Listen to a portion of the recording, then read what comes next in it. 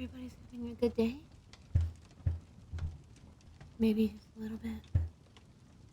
How is everyone? Oh, there's Akka. Hey, Akka.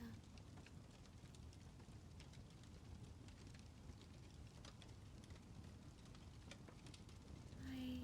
Yeah, I know this stream was a bit last minute. I know. Trust me, it was not meant to be like that. Oh, Puggy. Sorry, this is a bit different from what I usually do. I kind of not in any mood to play video games or anything. More in the mood to just sit here, talk to you guys, rest a little bit. Especially since I'm kind of sick. I felt like this would have been a nice stream to like cozy, relax, fun. It's 10 p.m. my time, so probably sleepy time for you guys. Live imposter. What am I impostering about? How am I the imposter when you're the imposter? I know, right? It's almost like I am venting or something, you know? Haha, I'm a sussy baka or something. Haha, funny. So, we're going to read a couple poems. I just wanted to talk to you guys, see how everybody was doing. I know that I was meant to play Dead Space today, and I apologize.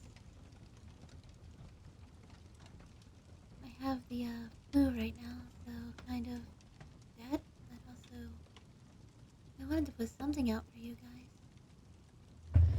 So now we read the poem Ukulele. I dwelt alone in a world of moan, as my soul was a stagnant tide, till the fair and gentle Eulalie became my blushing bride. Till the yellow-haired young Eulalie became my smiling bride. Ah, less bright, the stars of the night, the eyes of the radiant girl, and never a flake that the vapor can make. With the moon tints of purple and pearl, can vie with the modest Eulalie's most unregarded curl, can compare with the bright-eyed Eulalie's most humble and careless curl. Yes, no bang today, guys. Sorry. Now doubt, now pain, come never again, for her soul gives me sigh for sigh, while all day long shines bright and strong the starry within the sky. And ever to her dear Eulalie upturns her matron eye, and ever to her young Eulalie upturns her violet eye. Hello, Virus, by the way. It's nice to see you, darling. Sorry for the bit of soft-spoken, calm stream.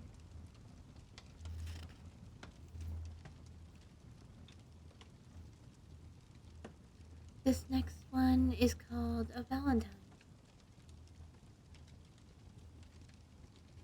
At a Valentine's soiree in New York, the following enigmatical, the verses were enclosed in an envelope addressed to her, whose as to find her name written in it, the Valentine remained, and still remains unclaimed.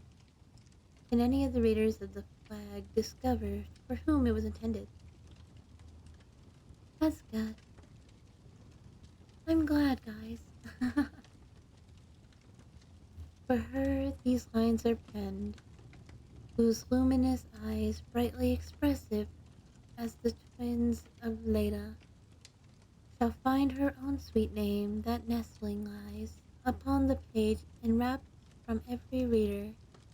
Search narrowly this rhyme, which holds a treasure divine, a talisman, an amulet that must be worn at heart. Search well the measure, The words, the letters themselves, do not forget the trivialist point, or you may lose your labor. And yet there is in this no Gordian knot, which one might not undo within a sabre, if one could merely understand the plot, and written upon this page whereon are peering such eager eyes there lies. I say Purdue, a well-known name oft uttered in the hearing of poets by poets, as the name is a poet's too. Hi Nazi, how you doing, sweet? Hello, Squid, how are you? Your Riz, darling, do those tentacles spew ink? 'Cause I want to make you ink.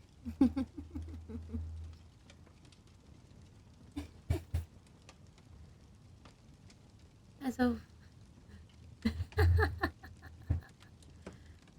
well-known name uttered in the hearing of poets by poets, as the name is a poet's too. Its letters, although naturally lying, like the night Pinto, Mendes Ferdinando, still form a synonym of truth. Cease trying. You will not read the riddle, though you do the best you can do.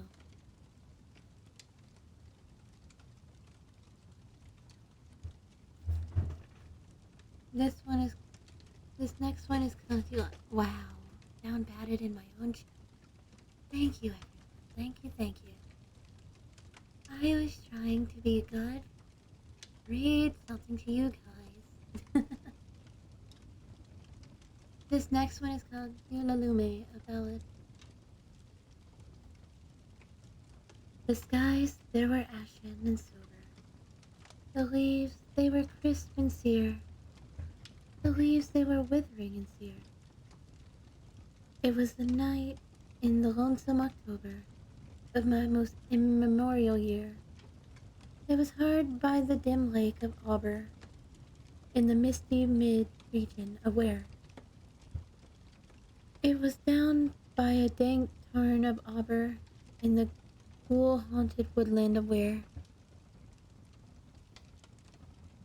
Here once, though, through an alley titanic of cypress, I roamed with my soul. Of cypress with Psyche, my soul. These were days when my heart was volcanic, and scoriac rivers that roll. As the lavas that restlessly roll their sulphurous currents down your neck. In the ultimate climbs of the pole, the groans as they roll down Mount Unek. In the realms of the boreal pole, our talks had been serious and sober, but our thoughts were palsied and sere. Our memories were treacherous and sere, for we knew not the month was October, and we marked not the night of the year, night of all nights in the year. We noted not the dim lake of Auber, though once we had journeyed down here. We remembered not the dank tarn of Arbor, nor the ghoul-haunted woodland of Weir.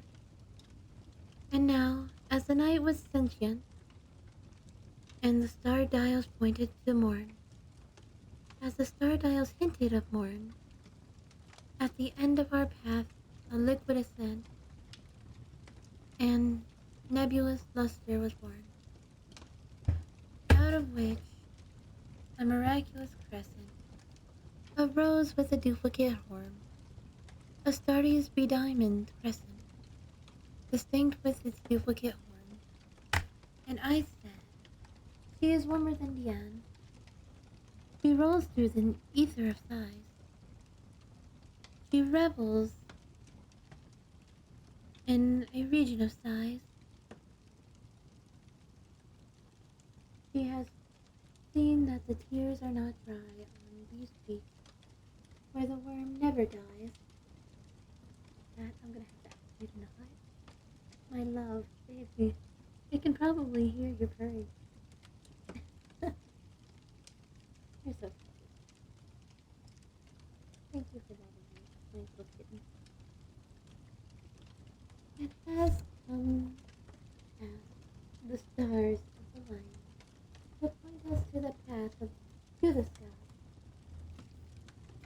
within peace of the skies, come up in despite of the lion, to shine on us with her bright eyes. Come up in despite of the lion, to shine on us with her bright eyes. Come up through the lair of the lion, with love in her luminous eyes. But Psyche, uplifting her finger, said, sadly, this star I mistrust, her pallor I strangely mistrust.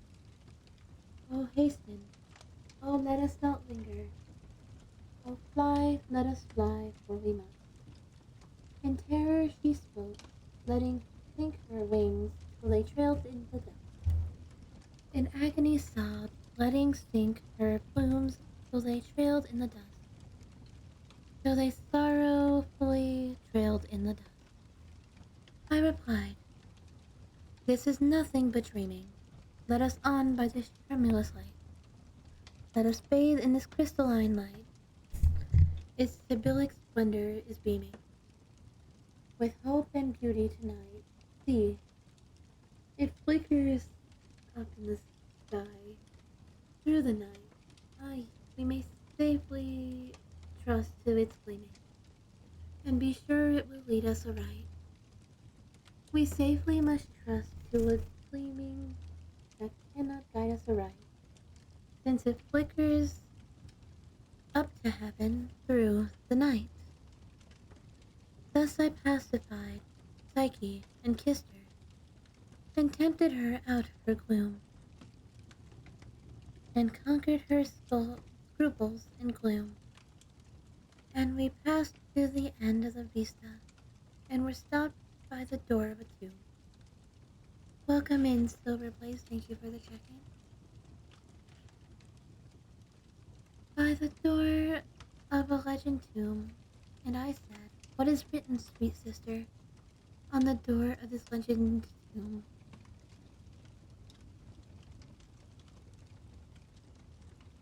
She replied, Ulalume, Ulalume, this the vault of thy lost Ulalume.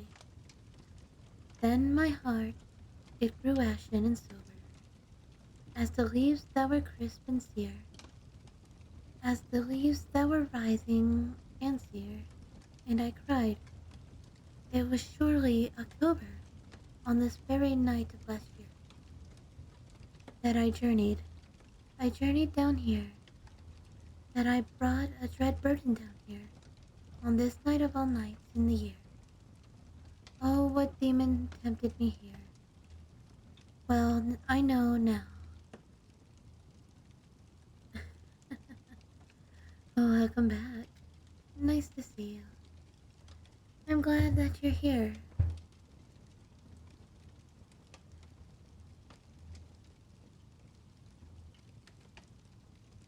Well, now I know this dim lake of Auber, this misty mid-region of Weir.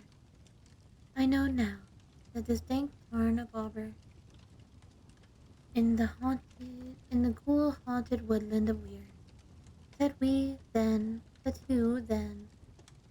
Ah, can it have been that the woodlandish ghouls, the pitiful, the merciful ghouls, to bar up her way and to ban it from the secret that lies in these words,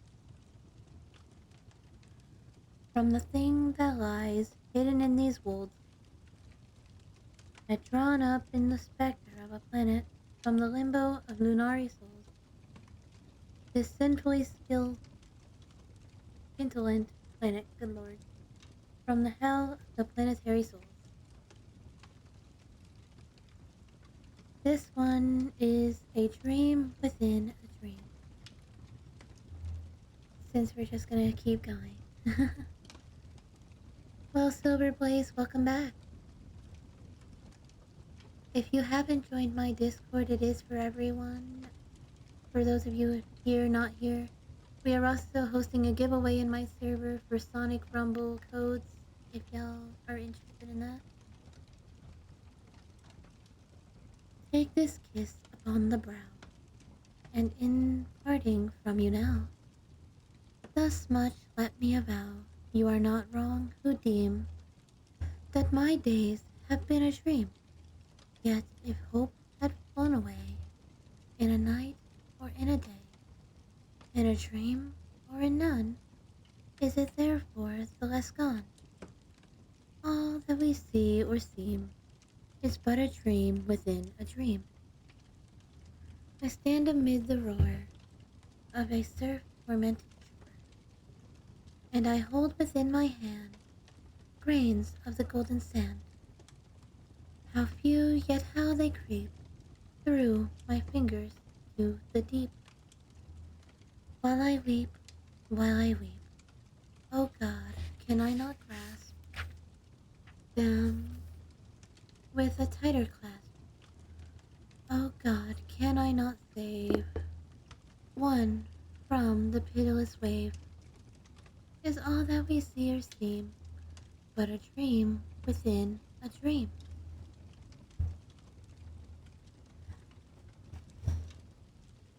This next one, darlings, is called El Dorado. Gaily bedlight, a gallant night, in sunshine and in shadow, I journeyed long, singing a song in search of El Dorado. But he grew old, this night so bold, and o'er his heart a shadow fell as he found no spot of ground that looked like El Dorado. And as his strength failed him at length, he met a pilgrim's shadow. Shadow, said he, where can it be? This land El Dorado. Over the moon of the mount, over the mountains of the moon, down the valley of the shadow.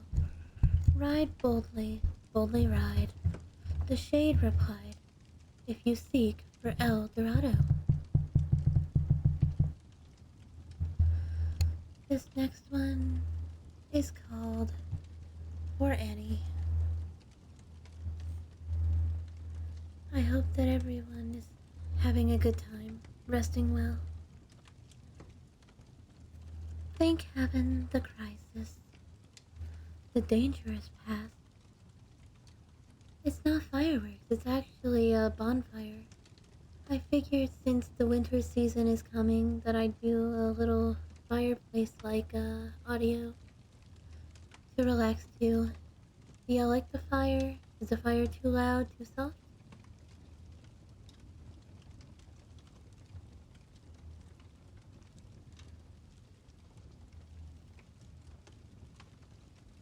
Do we like the fire? Or would we rather the rain sounds? Thank heaven, the crisis, the danger is past, and the lingering illness is over at last, and the fever called living is... Ah, fireworks are fun. I mean, isn't... No, there isn't any holidays, I don't think, soon. Well, enjoy. Oh no, you're hearing the book. Because I turned up the gain on my microphone so I can actually, talk better without, having to be so close to the mic. So my model functions somewhat alright. Ew, I'm rhyming. Ew, ew. And the fever called living is conquered at last. Sadly, I know. I am short of my strength, and no muscle I move, as I lie at full length, but no matter, I feel I am better at length, and I rest so composedly now in my bed, that any beholder might fancy me dead, might start at beholding me, thinking me dead. The moaning and groaning, the sighing and sobbing are quieted now, with that horrible throbbing at heart. Ah, that horrible, horrible throbbing. The sickness, the nausea, the pitiless pain have ceased within the fever that maddened my brain, with the fever called living that burned in my brain. And oh, of all the tortures that torture the worst, has abated the terrible torture of thirst. For the Nephthaline river, a passion accurist, I have drank of a water that quenched all thirst, of a water that flows. Mwah, mwah. Hi, Naughty. I hope you're doing good today. I love you, darling. I hope your day goes well. Mwah. I hope that I am relaxing you as much as this is relaxing me.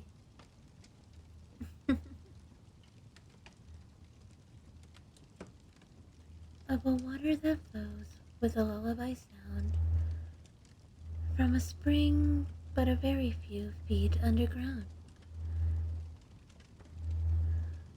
from a cavern not very far down underground. And ah, let it never be foolishly said that my room it is gloomy, and narrow my bed, for man never slept in a different bed. And to sleep you must slumber in just such a bed. My tantalized spirit here blandly reposes, forgetting or never regretting its roses, its old agitations of myrtles and roses. For now, while so quietly lying, it fancies a holier odor about it of pansies, a rosemary odor, commingled with pansies, with rue and the beautiful Puritan pansies. And so it lies happily, bathing in many a dream of the truth and the beauty of Annie, drowned in a bath of the tresses of Annie. She tenderly kissed me, she fondly caressed, and then I fell gently to sleep on her breast, deeply to sleep from the heaven of her breast.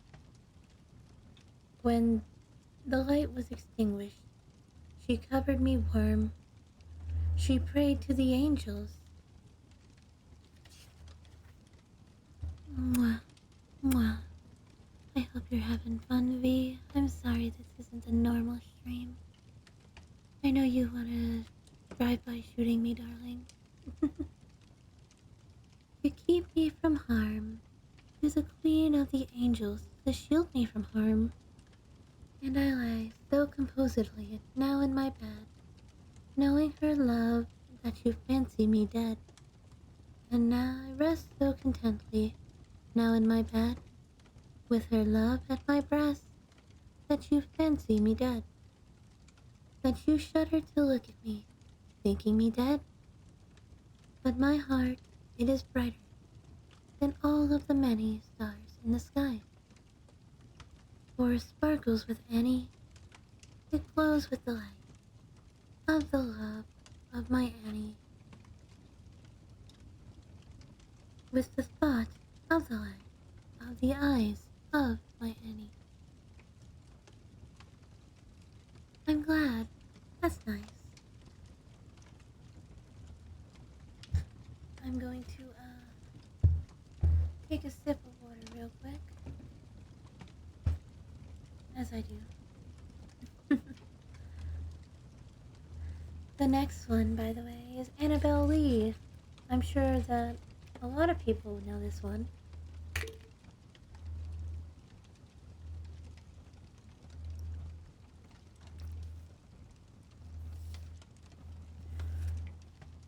It was many and many a year ago, in a kingdom by the sea,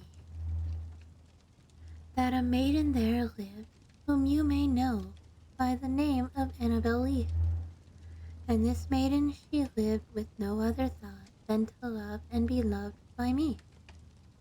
She was a child and I was a child in this kingdom by the sea. But we loved with a love that was more than love, I and my Annabelle Lee, with a love that the winged seraphs of heaven coveted her and me.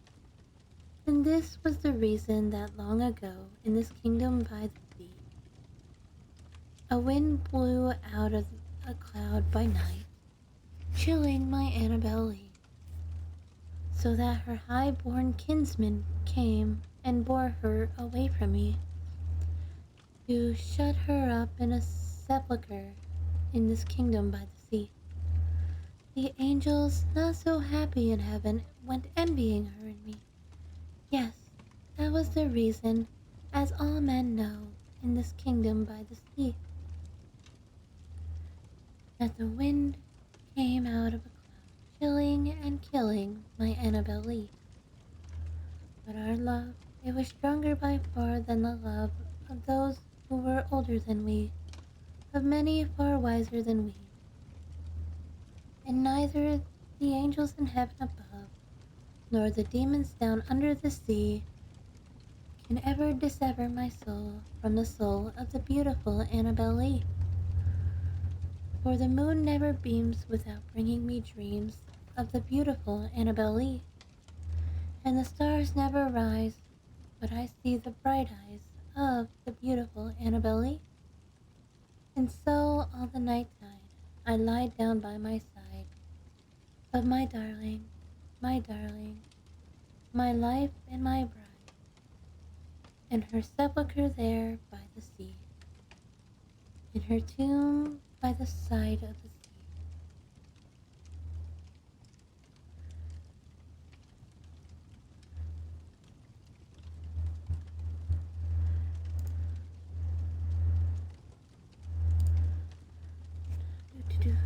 The next one, darling, is called The Bells. Hear the sledges with the bells, silver bells. What a world of merriment their melody foretells. How they tinkle, tinkle, tinkle in the icy air of night, while the stars that oversprinkle all the heavens seem to twinkle with a crystalline delight, keeping time, time, time, in a sort of runic rhyme to the tintinnabulation that so musically wells from the bells, bells, bells, bells, bells, bells, bells, from the jingling and tinkling of the bells. God damn, how many times is it gonna say bells in this damn thing? Alright. Hear the mellow wedding bells, golden bells. What a world of happiness their harmony foretells. Through the balmy air of night, how they ring out their delight. From the molten golden notes, and in tune, what a liquid ditty flows. To the turtle dove that listens, while she gloats on the moon. Oh, from out the sounding cells, what a gush of euphony, voluminously, God Lord, wells, how it swells, how it dwells, on the future, how it tells, of the rapture that impels to the swinging and ringing of the bells, bells, bells, of the bells, bells, bells, bells, bells, bells, bells, to the rhyming and chiming of the bells. Hear the out loud alarum bells, brazen bells, what tale of terror now their turbulency tells, in the startled ear of night, how they scream out their affright, too much horrified to speak, they can only shriek, shriek out of tune, in a clamorous appealing of the mercy of the fire, in a mad expostulation with the deaf and frantic fire, leaping higher, higher, higher, with a desperate desire, and a resolute endeavor, now, now to sit or never, by the side of the pale-faced moon. Oh, the bells, what a tale their terror tales of despair, how they clang and clash and roar, what a horror they outpour on the bosom of palpitating air. Yet the ear, it fully knows by the twang and the clanging how the danger ebbs and flows. Yet the ear distinctly tells in the jangling and the wrangling how the danger sinks and swells by the sinking or the swelling in the anger of the bells, of the bells, of the bells, bells, bells, bells, bells, bells, bells, in the clangor of the bells. Hear the tolling of the bells, iron bells. What a world of solemn thought their monody compels. In the silence of the night, how we shiver with affright at the melancholy meaning of their tone. For every sound that floats, for every from the rust within their throats, is a groan. And the people, the people, they that dwell up in the steeple all alone, and who tolling, tolling, tolling, in that muffled monotone, feel a glory in so rolling on the human heart of stone. They are neither man nor woman, they are neither brute nor human. Good night, show. I hope you have a great night. Rest easy, darling. They are ghouls, and their king it is who tolls. And he rolls, rolls, rolls, rolls, rolls of pain from the bells, and his merry bosom swells with the paean of the bells, and he dances and he yells, keeping time, time, time, in a sort of runic rhyme, to the paean of the bells, keeping time, time, time, in a sort of runic rhyme, to the throbbing of the bells, bells, bells, to the sobbing of the bells, keeping time, time, time, as he knells, knells, knells, in a happy runic rhyme, to the rolling of the bells, bells, bells, to the tolling of the bells, bells, bells, bells, bells, bells, bells, to the moaning and groaning of the bells. That was a long one, and I think I'm going to crash out if I have to say the word bells again. Oh, that was beautiful. I hope that everyone's having a good time. My stream is kind of exploding a little bit. That's fine, I suppose.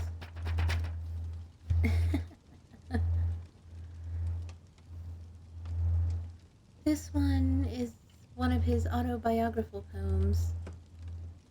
This one is called Alone. From childhood's hour, I hate you. Bells, bells, bells, I hate you, smash. Lovingly, darling, lovingly. From childhood's hour I have not been. As others were, I have not seen. As others saw, I could not bring.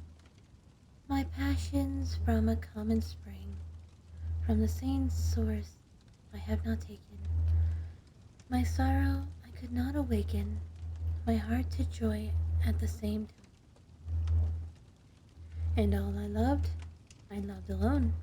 Then, in my childhood, in the dawn of a most stormy life was drawn from every death of good and ill, the mystery which binds me still. From the torrent or the fountain, from the red cliff of the mountain, from the sun that round me rolled in its autumn tint of gold, from the lingering in the from the lightning in the sky, it, it passed me flying by, from the thunder and the storm, and the cloud that took the form, when the rest of heaven was blue, of a demon in my view.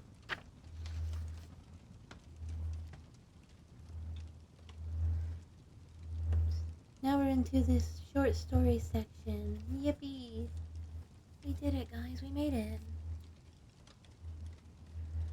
This one, I don't know how long it is, nor do I know how fucked up it is, but we're gonna read it anyway. Why? Because that's fun. This one is called Mrs. Found in a Bottle.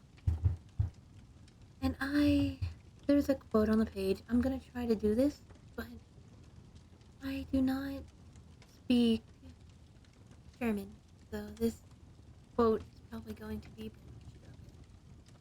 Tina plus un moment ad viver na presidien e dissimilar color. That sounded like gibberish. I'm sorry, everyone. That is not my language. Hello, Solid. I hope you're having a good day. Anyways, we will start with Miss Found in a Bottle. Of my country and of my family, I have little to say. Ill usage and length of years have driven me from the one and strangled me from the other. Hereditary wealth afforded me an education of no common order, and a contemplative turn of mind enabled me to methodize the stores which early study very diligently garnered up. Beyond all things, the study of the German moralists gave me great delight, not from any ill-advised admiration of their eloquent madness, but from the ease with which my habits of rigid thought enabled me to detect their falsities. I have often been reproached with the aridity,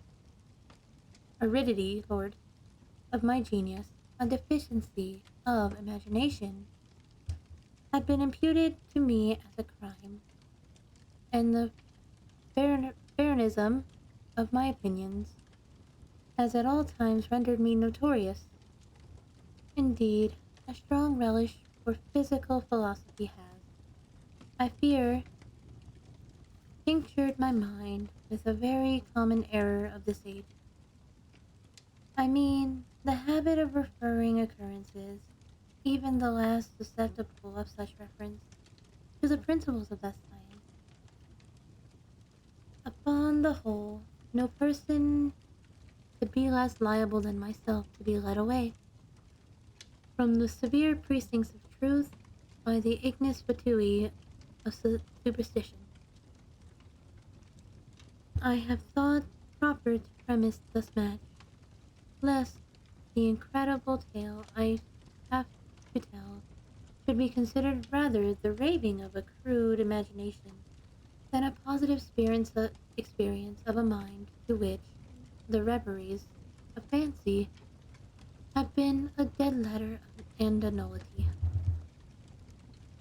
After many years spent in foreign travel, I sailed in the year 18 from a port of Batavia in the rich and populous island of Java, on a voyage to the archipelago of the Sunda Islands. I went as a passenger, having no other inducement other than a kind of nervous restlessness which haunted me as a fiend. Our vessel was a beautiful ship of about 400 tons, copper fastened and built at Bombay of Malabar teak. She was freighted with cotton wool and oil from the Laccadive Islands. We had also on board coir, jaggery, tea, coconuts, and a few cases of opium. The stowage was clumsily done, and the vessel consequently shrank. We got under way with a mere breath of wind, and for many days slid along the eastern coast of Java, without any other incident to beguile the monotony of our course than the occasional meeting with some of the small grabs of the archipelago to which we were bound. One evening, leaning over the taffrail, I observed a very singular isolated cloud at the end of it. It was remarkable, as well for its color, as from its being the first we had seen since our departure of Batavia. I watched it attentively until sunset, when it spread all at once to the eastward and westward, skirting in the horizon with a narrow strip of vapor, and looking like a long line of low beach. My notice soon afterwards attracted by the dust red appearance of the moon, and the peculiar character of the sea. The latter was undergoing a rapid change, and the water seemed more than usually transparent, although I could distinctly see the bottom, yet, keeping the lead, I found the ship in 15 fathoms. The air now became intolerably hot, and was loaded with spiral exhalations similar to those arising from heat iron. As night came on, every breath of wind died away, and in more entire calm it is impossible to conceive. The flame of a candle burned upon the poop without the least perceptible motion, and a long hair, held between the finger and thumb, hung without the possibility of detecting a vibration. However, as the captain said, he could perceive no indication of danger, and thus we were drifting in bodily to shore. He set the sails to be furled, and the anchor let go. No watch was set, and the crew, consisting principally of Malays, stretched themselves deliberately upon deck. I went below, not without a full presentiment of evil. Indeed, every appearance warranted me in apprehending a simoom. I told the captain my fears, but he paid no attention to what I said, and left me without deigning to give a reply. My uneasiness, however, prevented me from sleeping, and about midnight I went upon deck. As I placed my foot upon the upper step of the companion ladder, I was startled by a loud humming noise, like that occasioned by the rapid revolution of a mill wheel, and before I could ascertain its meaning, I found the ship quivering to its center. In the next instant, a wilderness of foam hurled us upon our beam ends, and rushing over us fore and aft, swept the entire deck from stem to stern. I The extreme fury of the blasted proved, in a great measure, the salvation of the ship. Although completely waterlogged, yet, as her masts had gone by the book. She rose, after a minute, heavily from the sea, and staggering a while beneath the immense pressure of the tempest, finally righted. By what miracle I escaped destruction, it is impossible to say, stunned by the shock of the water. I found myself, upon recovery, jammed in between a stern post and rudder. With great difficulty, I gained my feet, and looking dizzily around, was at first struck with the idea of our being among the breakers so terrific. Beyond the wildest imagination was the whirlpool of mountainous and foaming ocean within which we were engulfed. After a while, I heard the voice of an old Swede who had shipped with us at the moment of our leaving port. I hallooed him. I hallooed to him with all my strength, and presently he came reeling aft. We soon discovered that we were the sole survivors of the accident. All on deck, with the exception of ourselves, had been swept overboard.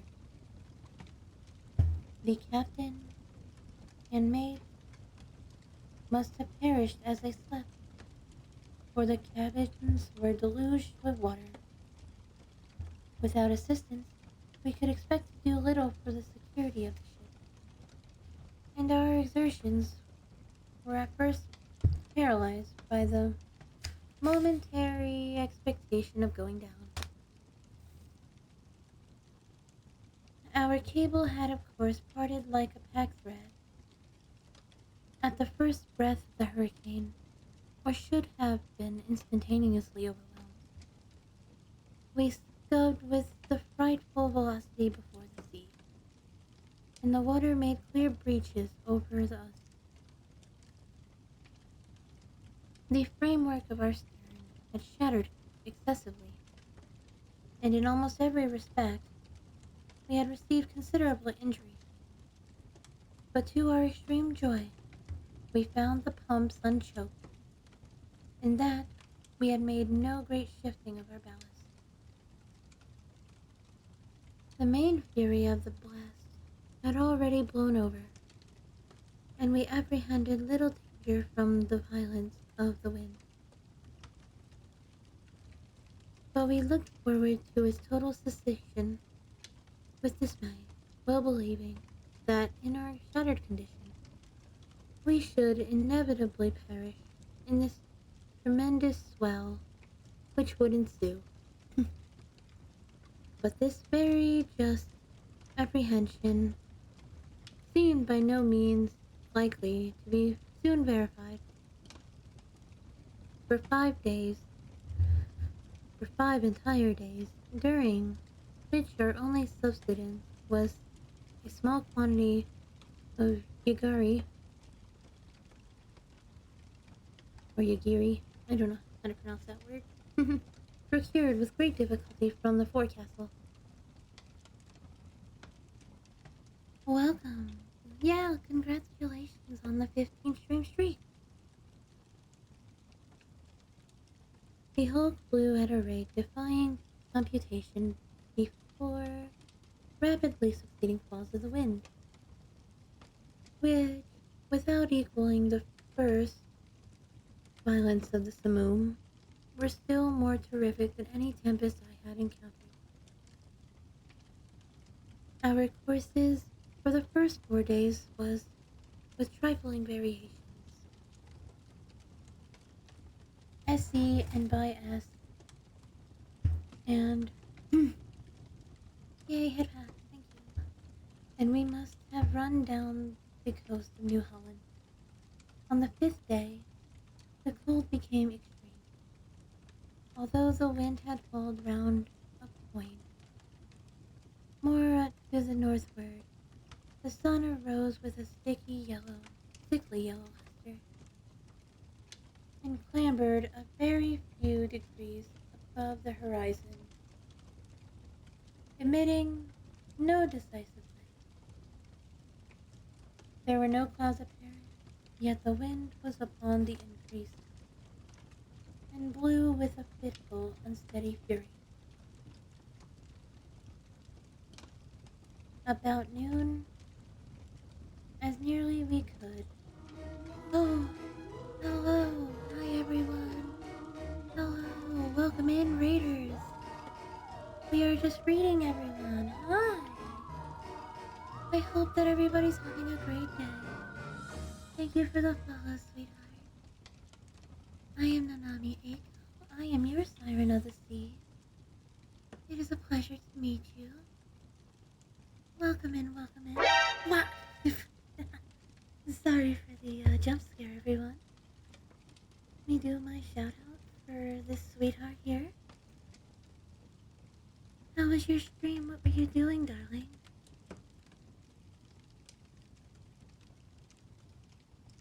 Welcome, welcome.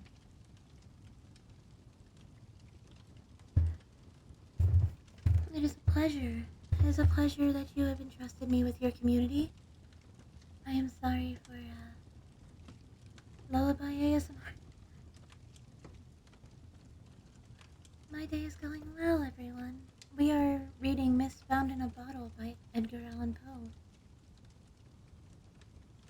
We are about at the end of the story, but I'm planning on going for 1 to 2 hours, mayhaps.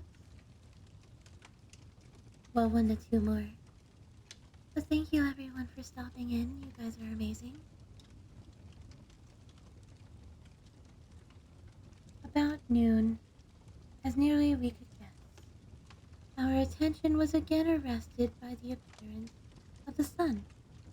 It gave out no light, properly so called, but a dull and sullen glow without reflection.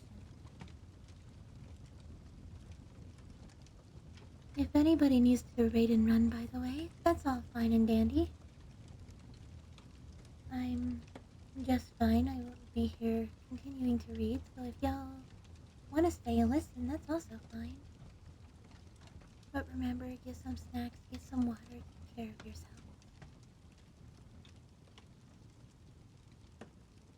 It gave out no light properly so called, but a dull, sullen glow without reflection, as if all its rays were polarized.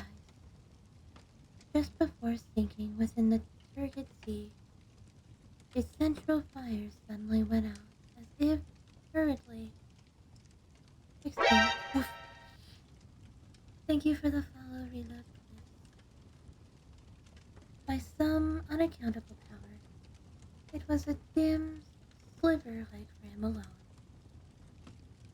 As it rushed down the unfathomable ocean, we waited in vain for the arrival of the sixth day.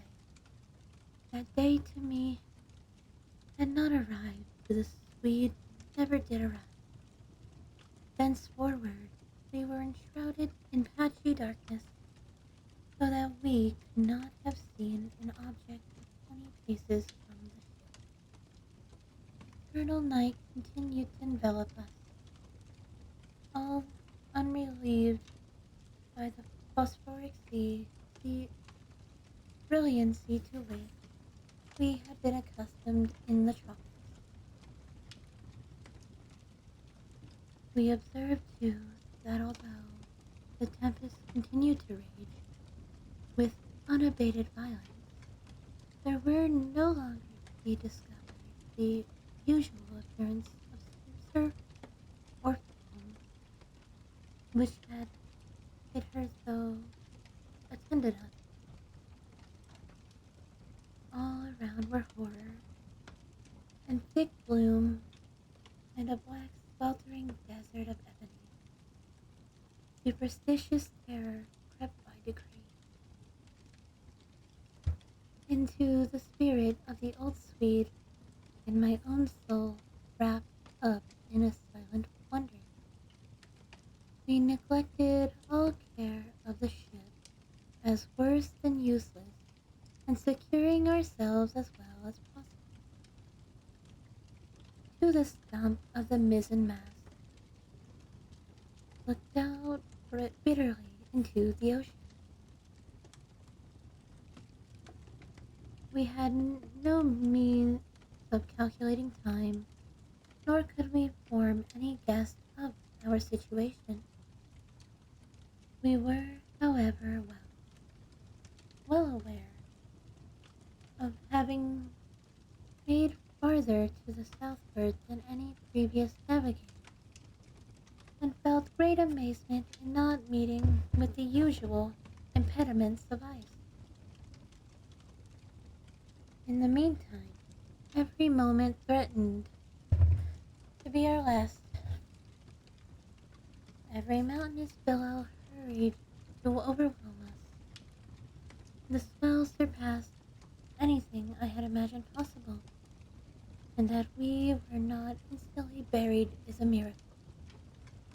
My companion spoke of our ship, but I could not help feeling the utter hopelessness of hope itself, and prepared myself gloomily for that death which I thought nothing could defer beyond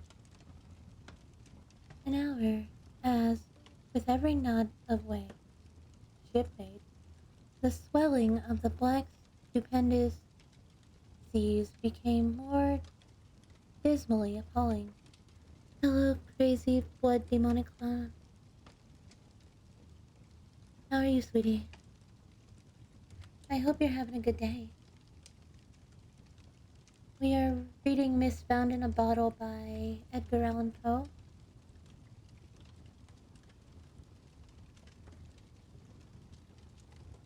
I'm fine. At times, we gasp for breath at an elevation beyond the albatross. At times, became dizzy with the velocity of our descent into some watery hell, where the air grew stagnant and no sound disturbed the slumbers of the kraken. Yeah, as my model also jerks around because we love to see it. We were at the bottom of one of these abysses when a quick scream from my companion broke fearfully upon the night.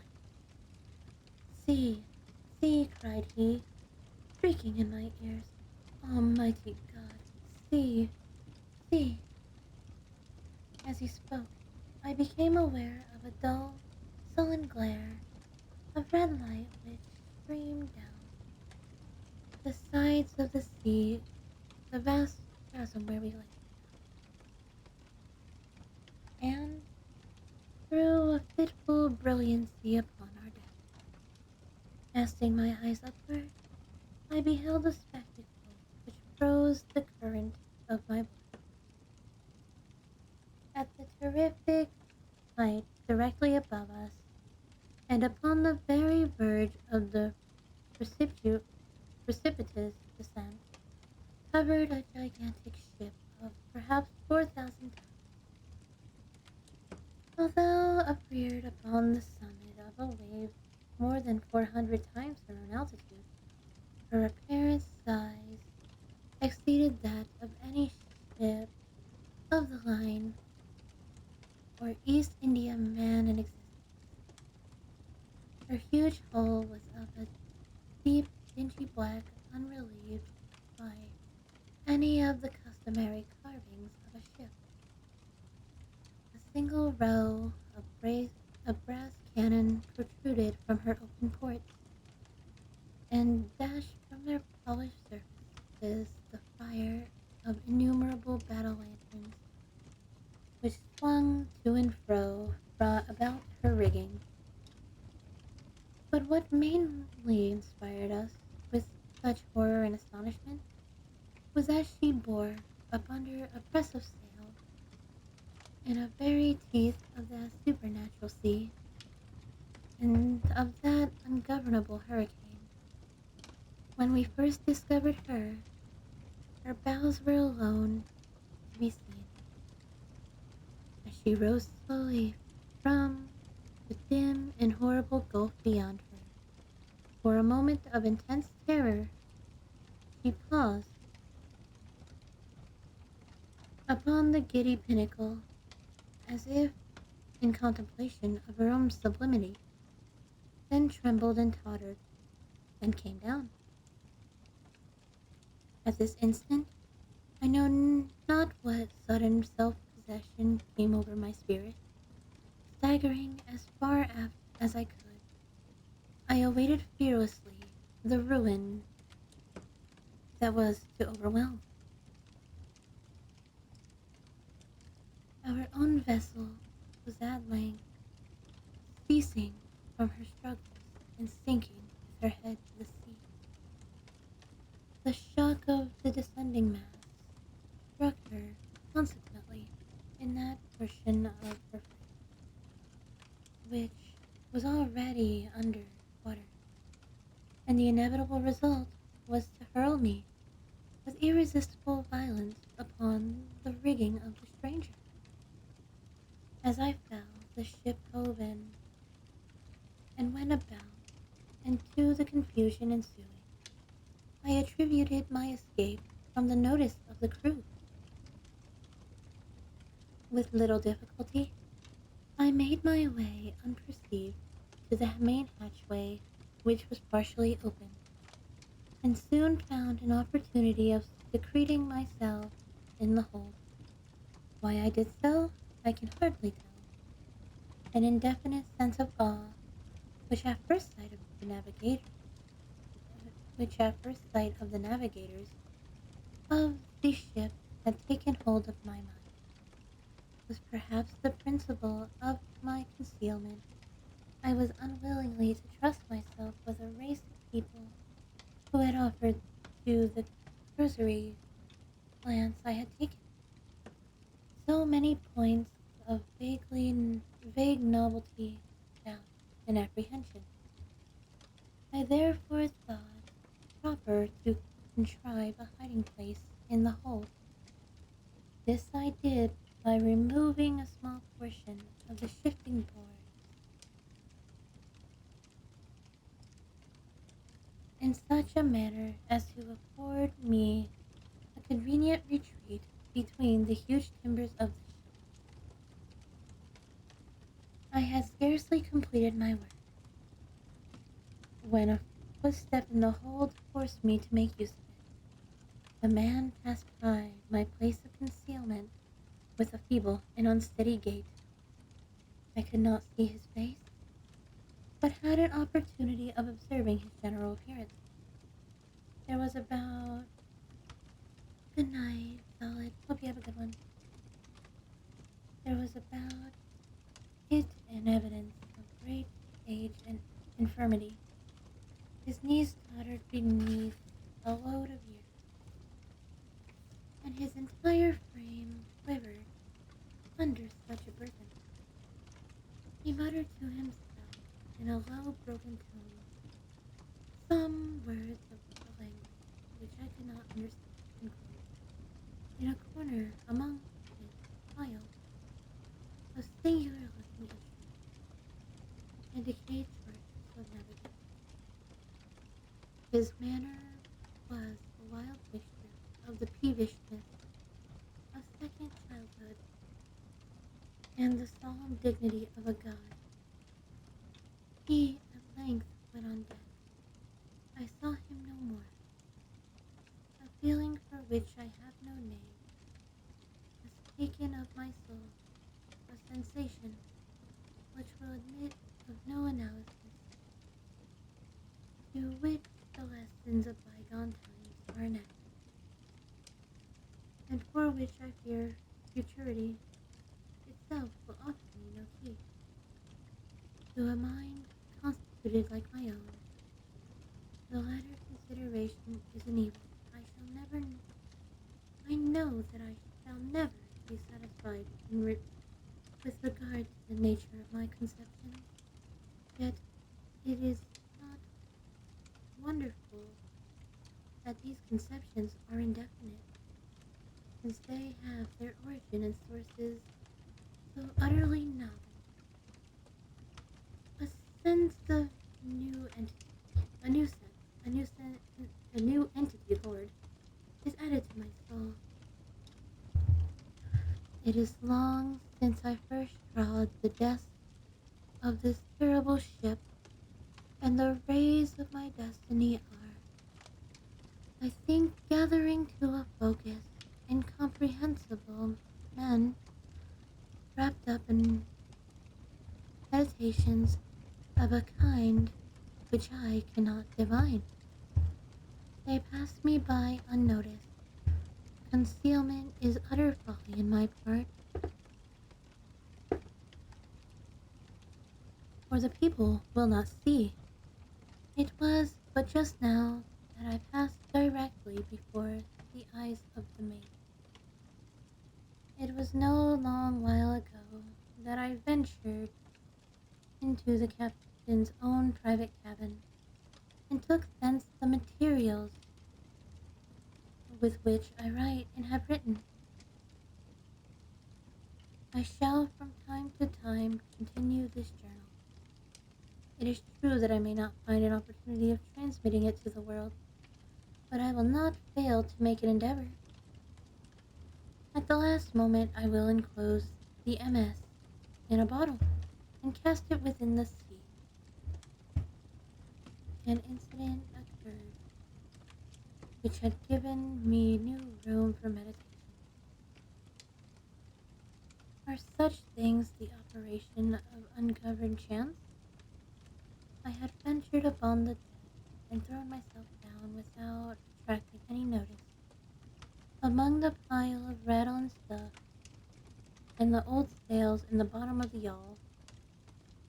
While musing upon the singularity of my fate, I unwittingly dabbled with a tar brush the edges of a neatly folded studding sail, which lay me near which lay near me on a barrel.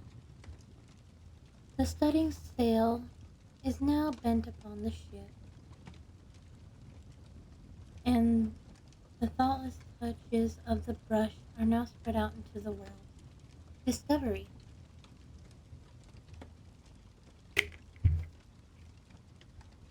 I have made many observations lately upon the structure of the vessel. Although well armed, she is not, I think, ship of war. Her rigging, build, general equipment, all negative the supposition of this kind. What is she not? I can easily perceive what she is. I fear it is impossible to say.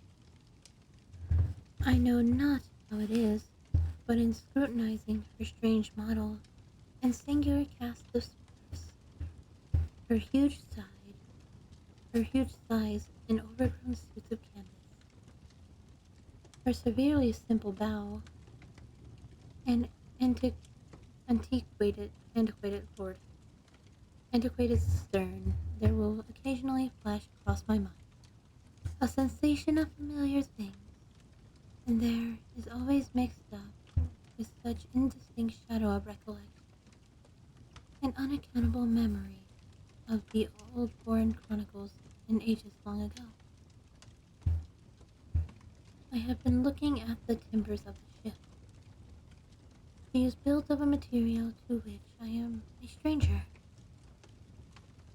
There is a peculiar character about the wood which strikes me as rendering it unfit for the purpose to which it has been applied. I mean its extreme porousness, considered independently by the worm-eaten condition which is a consequence of navigation in all these seas, and apart from the rottenness dependent upon age. It will, it will appear perhaps an observation somewhat over-curious, but this would have every characteristic of Spanish oak, if Spanish oak were descended by any unnatural means.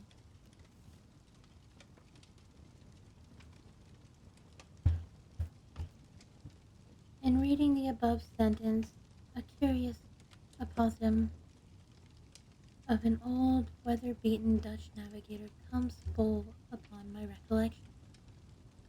It is as sure as was wont to say, when any doubt was entertained of his veracity,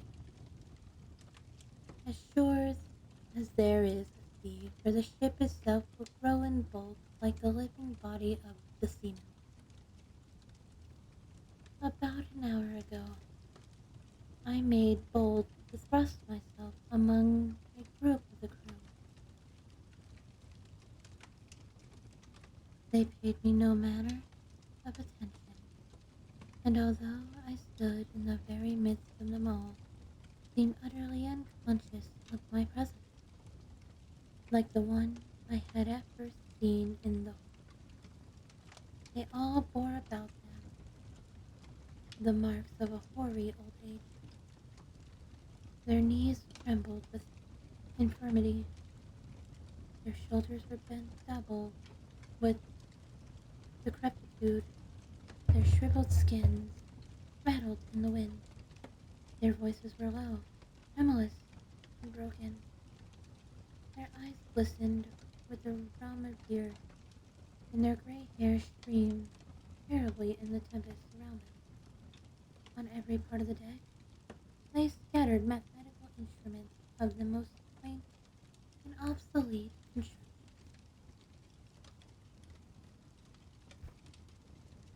I mentioned some time ago the bending and stuttering of a sail.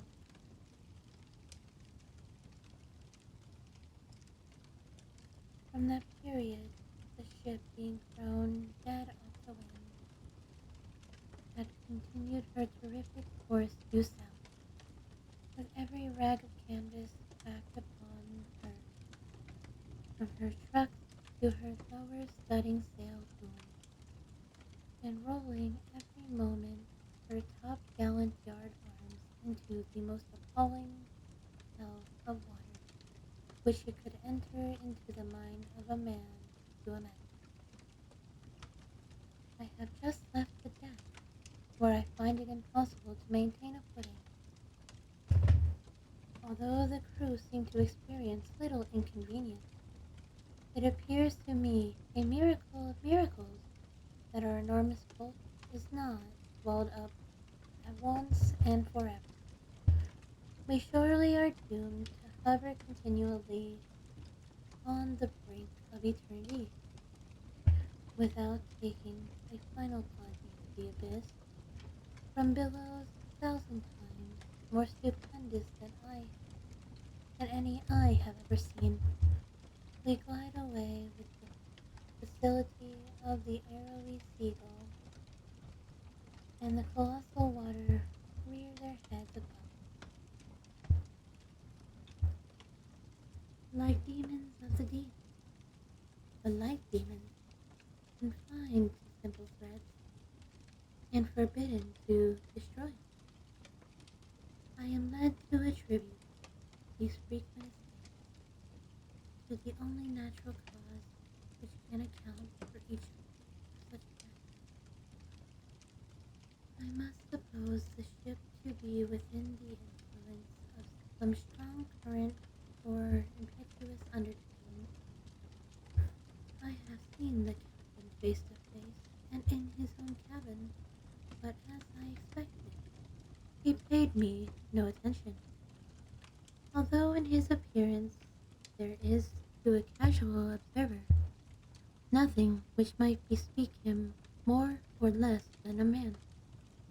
Still feeling the irrepressible reverence and awe mingled with the sensation of wonder with which I regarded him.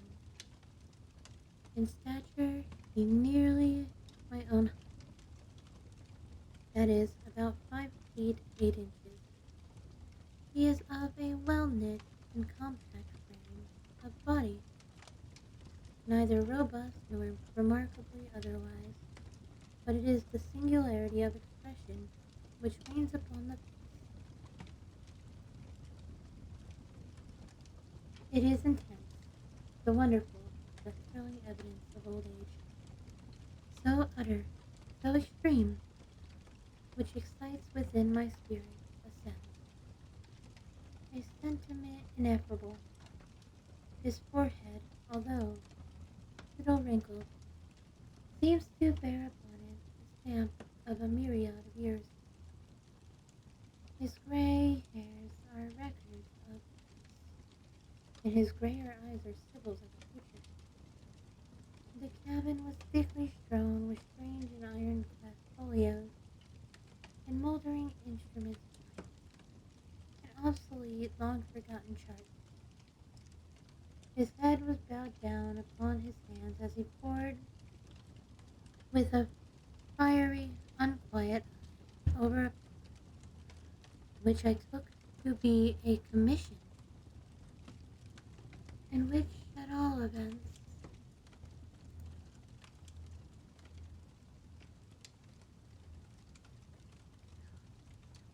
bore the signature of a monarch.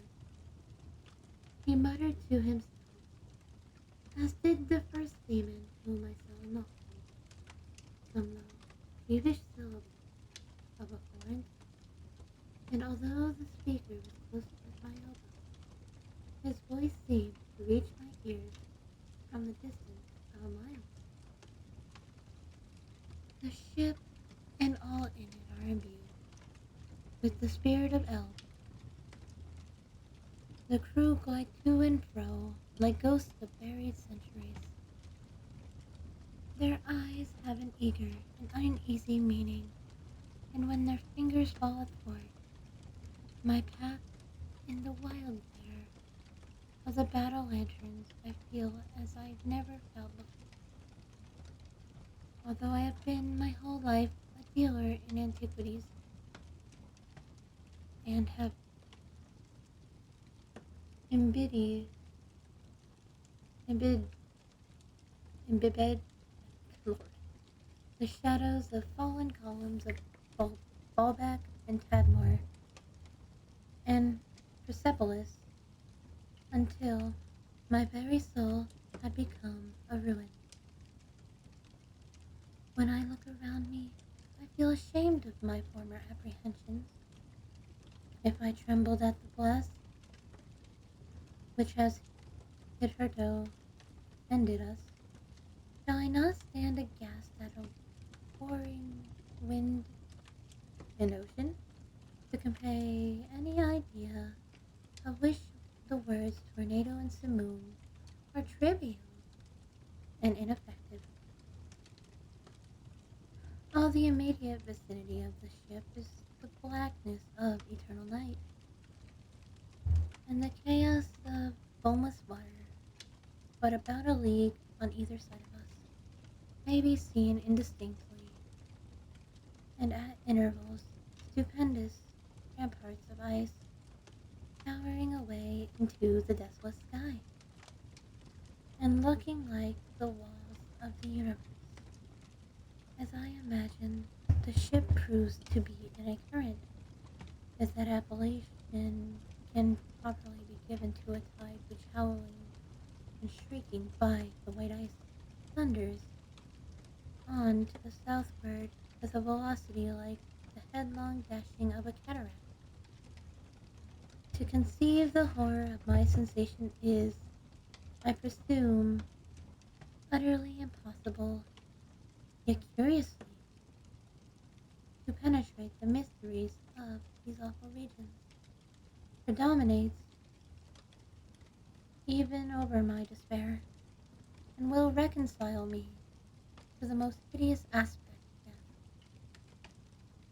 It is evident that we are hurrying onwards to some exciting knowledge, some never to be imparted secret, whose attainment is destruction. Perhaps this current leads us to the southern pole itself. It must be confessed that a supposition apparently so wide has every probability in his favor. The crew paced the deck with unquiet and tremulous steps, but there is upon countenances an expression more of the eagerness of hope than the apathy of despair. In the meantime, the wind is still in our poop, and as we carry the crowd of canvas, the ship is at times lifted bodily from out to sea. Oh, horror upon horror! The ice opens suddenly to the right and to the left, and we were whirling dizzily in immense concentric circles, round and round the borders of a gigantic amphitheater, the summit of whose walls lost in the darkness. In the distance, a little time will be left me to ponder upon my destination. The circles rapidly crowd. Small, we are plunging madly within the grasp of the whirlpool, and amid a roaring and bellowing and thundering of ocean and of tempest, the ship is quivering, oh God, and going down.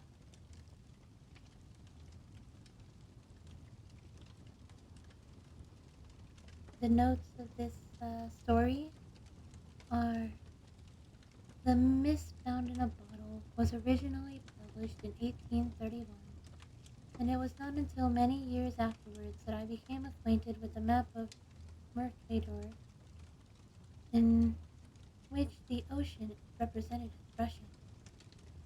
By 4 months into the northern polar gulf, to be absorbed into the bowels of the earth, the pole itself being represented by a black rock towering prodigious height. That was the story of Miss Found in a Bottle.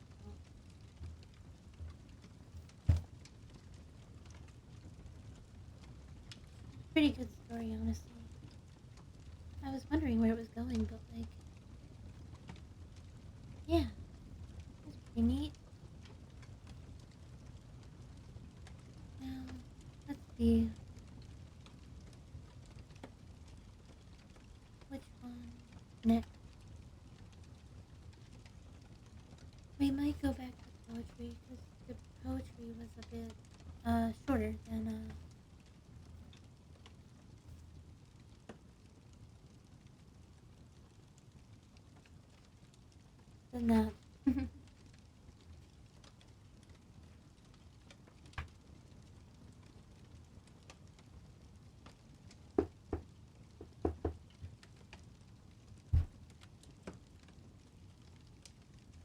Oh goodness. Hi everyone. I hope you are all doing well.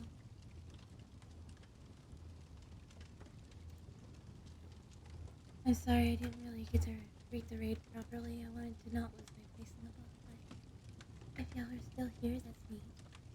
I hope the shout out worked.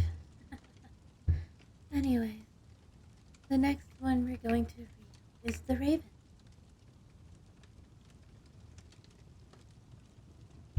Let me drink some water first. This one is called The Raven. Once upon a midnight dreary, while I pondered, weak and weary, over many a quaint and curious of volume of forgotten lore, while I nodded, nearly napping, suddenly there came a tapping of someone gently rapping at my chamber door. "'Tis some visitor," I muttered, tapping at my chamber door. Only this, and nothing more. Ah, distinctly I remember, it was in the bleak December, and each separate dying ember wrought its ghost upon the floor. Eagerly I wished the morrow, but vainly I had sought to borrow from my book of surcease of sorrow for the lost Lenore, or the rare and radiant maiden whom the angels named Lenore, nameless here forevermore. And the silken, sad, uncertain rustling of each purple curtain thrilled me, filled me with fantastic terrors never felt before, so that now, to still the beating of my heart, I stood repeating, is some visitor entreating entrance at my chamber door? Some late visitor entreating entrance at my chamber door. This was it, and nothing more. Presently, my soul grew stronger, hesitating then no longer. Sir, said I, or madam, truly your forgiveness I implore. But the fact is I was not, and so gently you came rapping, and so faintly you came tapping, tapping at my chamber door, that I was scarce but sure I heard you here. I opened wide the door. Darkness there, and nothing more. Deep into the darkness peering, long I stood there wondering, fearing, doubting, dreaming dreams no mortal ever dared dream before. But the silence was unbroken, and the stillness gave no token.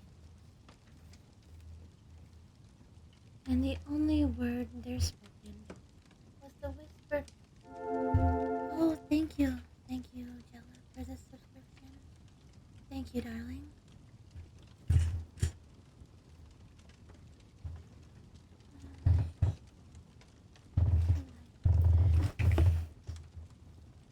Look at the raining, look at the rainbows. Look, guys, it's so beautiful.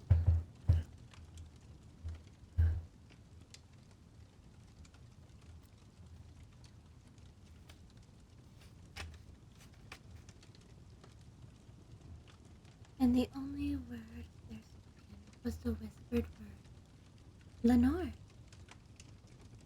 This I whispered, and an echo murmured back the word Lenore. Merely this, nothing more. Back into the chamber turning, all my soul within me blew. Soon I heard again tapping, somewhat louder than before. Surely, said I, surely that is something at my window lattice. Let me see then what thereat is, and this mystery explore. Let my heart be still a moment, and this mystery explore. Just the wind, and nothing more. Open here I flung the shutter, when, with many a flirt and flutter, and there stepped a stately raven of the saintly days of yore.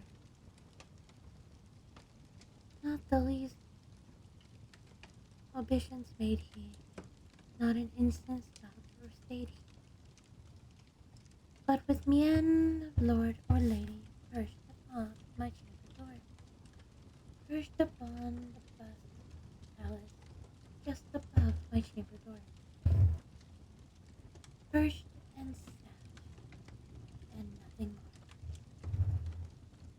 Then this ebony bird beguiling my sad fancy into smiling, and by the grave stern decor of the countenance I wore, so thy crest be shorn, shaven thou, I said, are sure no craven, ghastly grim, an ancient raven wandering from the nightly shore. Tell me what thy lordly name is on the night's Plutonian shore. Quoth the raven, nevermore. Much I marveled this ungainly foal to hear discourse so gently, though its answer little meaning, little relevancy bore, and we cannot help but agree that no living whispering bird upon the chamber door, birder beast upon the sculptured bust upon the palace door, with such a name as Nevermore. But the raven, sitting lonely on the placid bust, spoke only that one word, as if his soul in that one word he did outpour. Nothing farther than he uttered, not a feather than he fluttered, till I scarcely more than muttered, other friends have flown before. On the morrow he will leave me, as my hopes have flown before. Then the bird said, Nevermore, startled at the stillness broken by replies so aptly spoken. Doubtless, said I, what it utters is only stock and store, taught from some unhappy master, whom unmerciful disaster followed fast and followed faster till his songs one burden bore, till the dirges of his hope that melancholy burden bore, of never, nevermore. But the raven still beguiling all my sad soul to smiling, straight I wheeled a cushion seat in front of the bird, and bust, and door. Then, on the velvet sinking, I betook myself to linking, fancy thinking what this ominous bird adore, what this grim, ungainly, ghastly, gaunt, and ominous bird of yore meant in croaking, nevermore. This I sat and gazed and guessing, but no syllable expressing, to the full, whose fiery eyes now burned into my bosom's core. This and more I sat divining, with my head at ease reclining, on the cushion's velvet lining that the lamp floated o'er, but whose velvet violet lining with the lamplight floating o'er, she so pressed, ah, nevermore. Then methought the air grew denser, perfumed from an unseen censer, flung by angels whose faint footfalls tinkled on the cleft floor. Wretch, I cried, that God had lent thee, by these angels that he had sent thee, respite, respite, and nepenthe from thy memories of Lenore. Quaff, oh quaff, this kind nepenthe and forget this lost Lenore. Quoth the raven, nevermore. Prophet, said I, thing of evil prophet still, if bird or devil, whether temperature sent, or whether tempest tossed thee here or desolate, yet all undaunted, on this desert land, enchanted, on this home by horror haunted, tell me truly, I implore, is there balm of Gilead? Tell me, I implore. Quoth the raven, nevermore. Prophet, said I, thing of evil, prophet still, if bird or devil, by that heaven that bends above, by that God we both adore, tell this soul with sorrow laden, if within the distant Aden it shall clasp, fuck, my bad. Sorry about that, darling. I will be a little louder. So, I am reading a story. My apologies for not being loud enough. Let me see if this helps. Does this help a little bit? Does this help, dear? I want to make sure that everybody can hear me. And thank you for... Thank you. Prophet, said I, thing of evil prophet still, if bird or devil, by that heaven that bends above us, by that God we both adore, tell this soul with sorrow laden, if within the distant Aden you shall clasp a sainted maiden, whom the angels name Lenore. Clasp a rare, radiant maiden, who the angels named Lenore. Both the raven, nevermore. Be that word our sign of parting, bird or fiend, I shriek. My bad. Thank you for the follow, Green. I hope you're having a good night. I hope that my voice is not deafening. Lord help me. That was a little bit scary, just a tiny bit, guys. Be that our sign of parting, bird or fiend, I shriek of starting. Get thee back into the tempest and the night's Plutonian shore. Leave no black gloom as a token of that lie thy soul hath spoken. Leave my loneliness unbroken, with thy bust above my door. Take thy beak from out my heart, and take thy form from off my door. Both the raven, nevermore, and the raven never flitting, still is stirring, still is sitting, on the pallid bust of Pallas, just above my chamber door.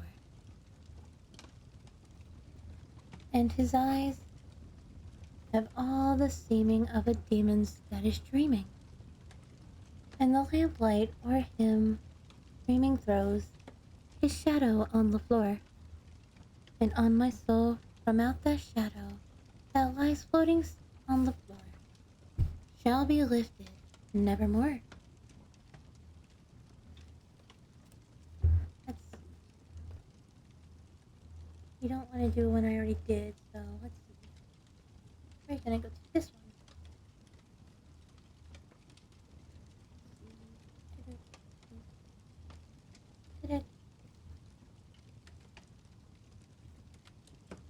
We're gonna read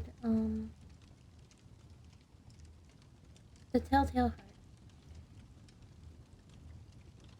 because I feel like people know that one.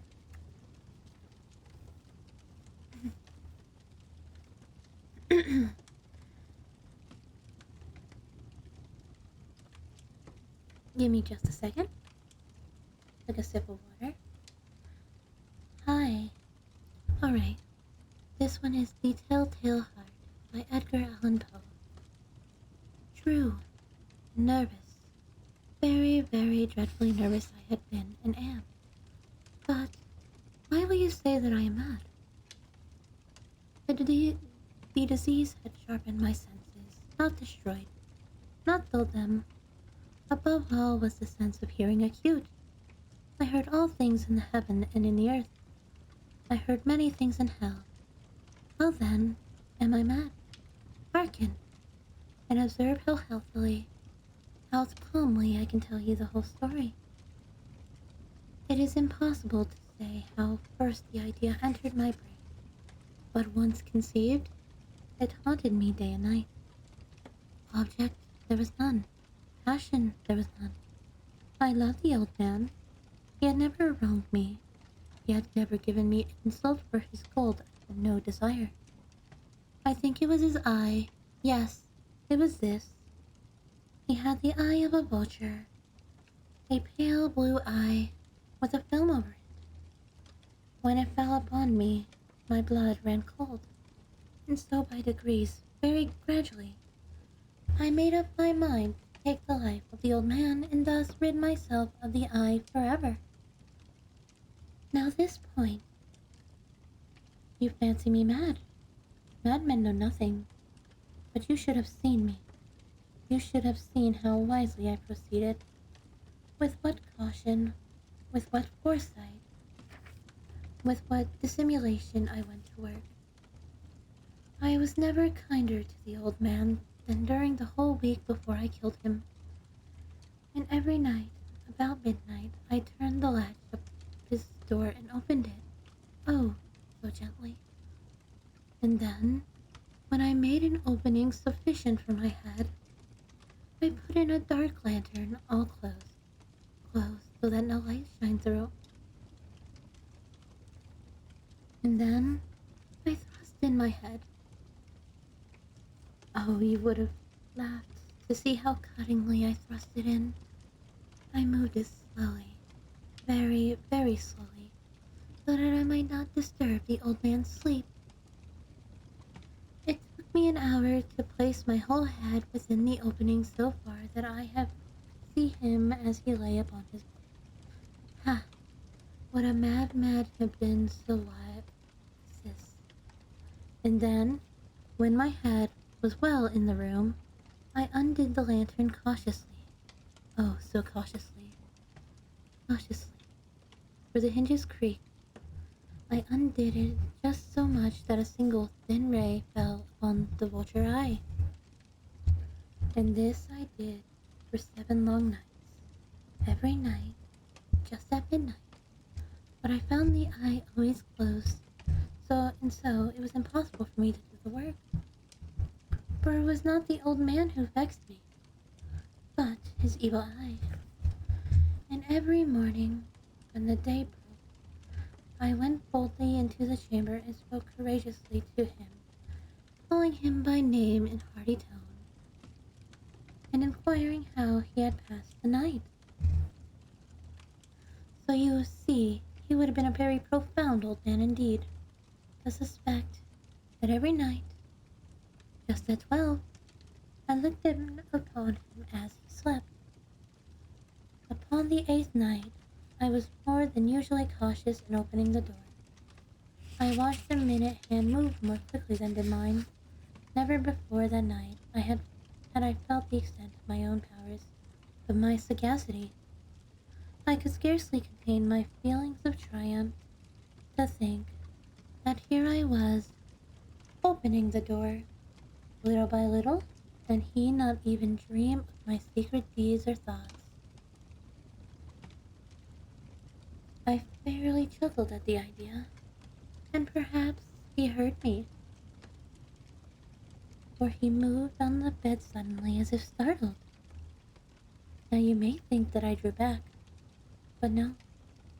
His room was as black as pitch, with the thick darkness, for the shutters were close fastened through the fear of robbers, and so I knew he could not see the opening of the door. And I kept pushing it on, steadily, steadily. I had my head in and was about to open the lantern, when my thumb slipped upon the tin fastening, and the old man sprang up in the bed, crying out, "Who's there?" I kept quite still and said nothing. For a whole hour I did not move a muscle, and in the meantime I did not hear him lie down. He was still up stirring in the bed, listening, just as I have done night after night, hearkening to the death watches in the walls. Presently I heard a slight groan, and I knew it was the groan of mortal terror.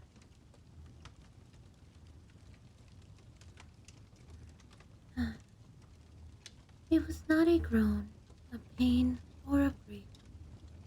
Oh no, it was the low, stifled sound that arises from the bottom of the soul when overcharged with awe. I knew the sound well.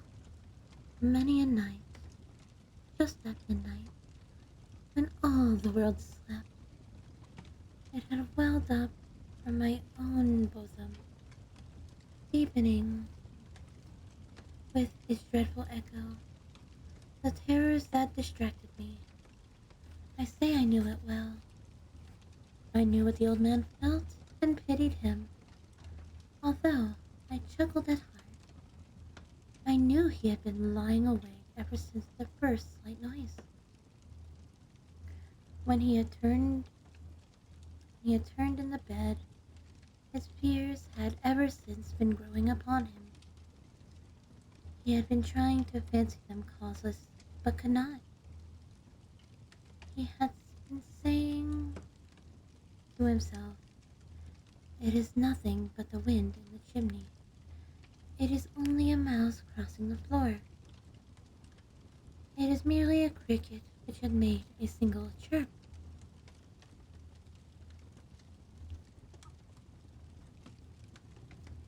Yes, he had been trying to comfort himself with these suppositions, but he had found all in vain. All in vain, because death, in approaching him, had stalked with black shadow before him and enveloped the victim. And it was the mournful influence of the unperceived shadow that caused him to feel, although he neither saw nor heard, to feel the presence of my head within the room. When I had waited a long time, very patiently, without hearing him lie down, I resolved to open a very, very little crevice in the lantern. So I opened it. You cannot imagine how stealthily, until at length a small, simple, dim ray, like the thread of a spider, shot out from the crevice that fell upon the wall dry. It was open, wide open, and I grew furious as I gazed upon it.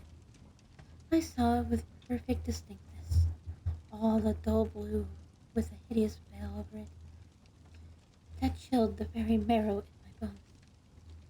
But I could see nothing else of the old man's face or person, for I had directed the ray by instinct precisely upon the damp spot. And have I not told you that what you mistake for madness is but over acuteness of a sense?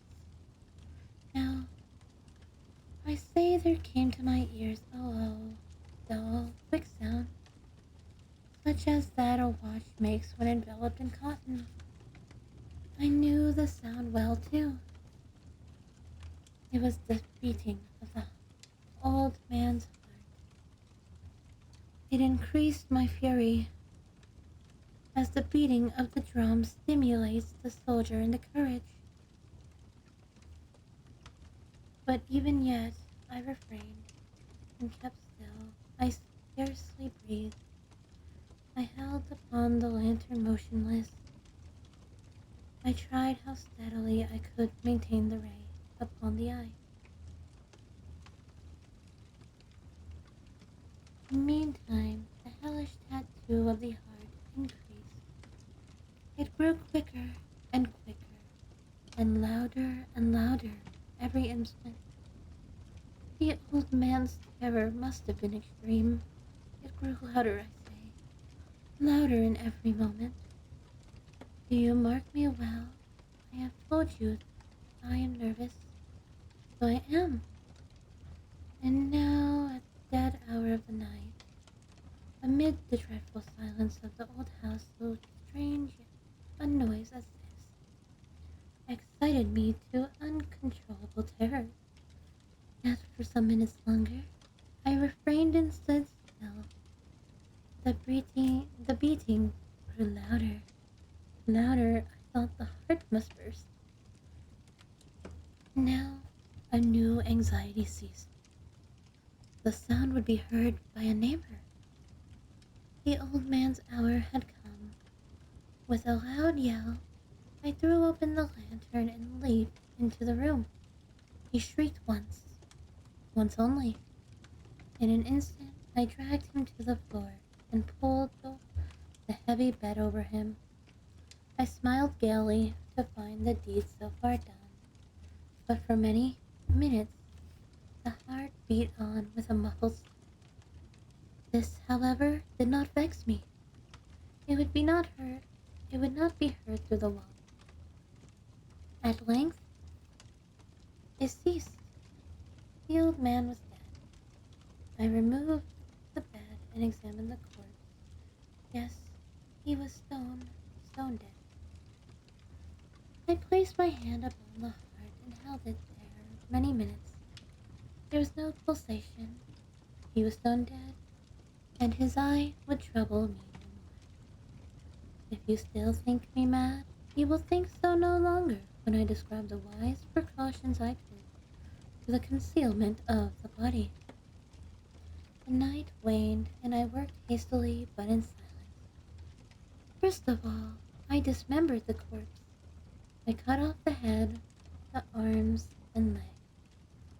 I then took up 3 planks from the flooring of the chamber and deposited all between the scantlings. I then replaced the board so cleverly, so cunningly, that no human eye, not even his, could have detected anything wrong. There was nothing to wash out, no stain of any kind, no blood spot whatever.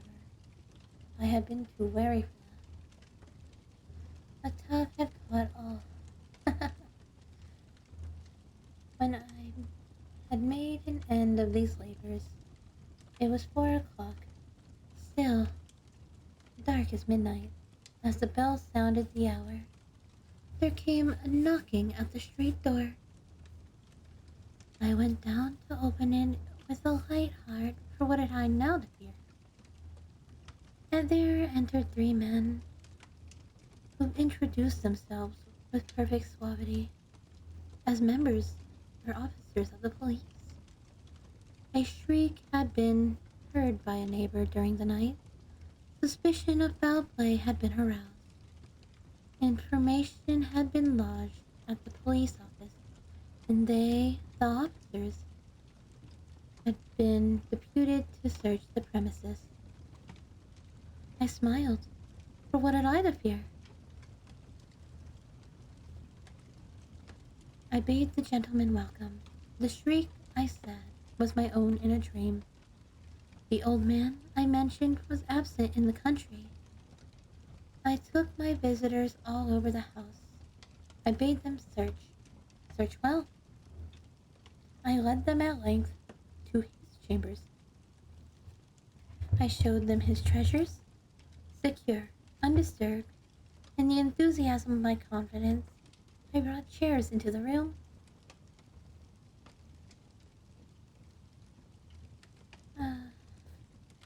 And desired them here to rest from their fatigues, while I myself, the wild audacity of my perfect triumph, placed my own seat upon the very spot beneath which reposed the corpse of the victim.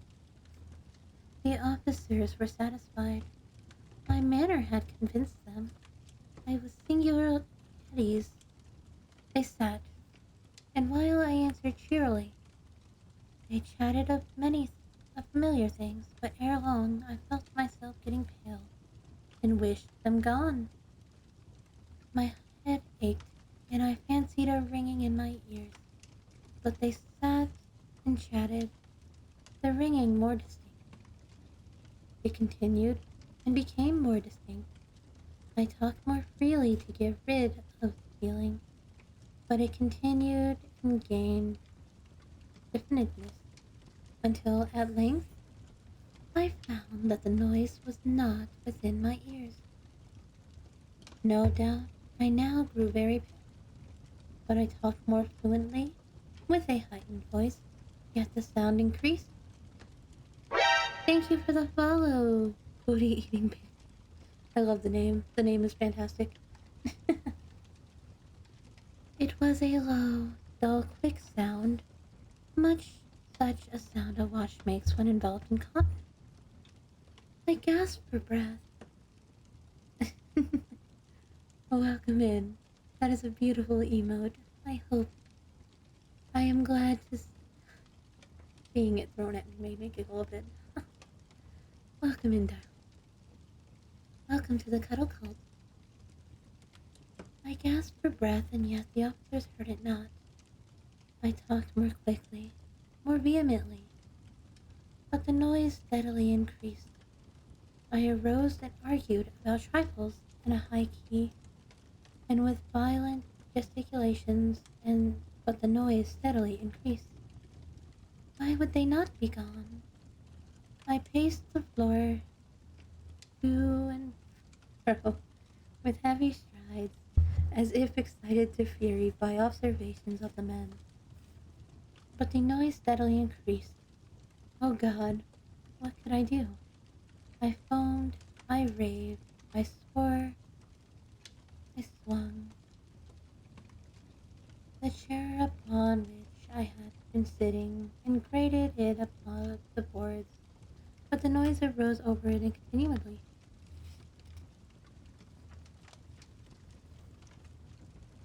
Good night, Blood Moon. I hope you have a good night. Wow, I keep calling you Blood Moon. Good night, Blood. I hope you have a nice night. Thunder Ninja, how are you doing, sweetie? Welcome in.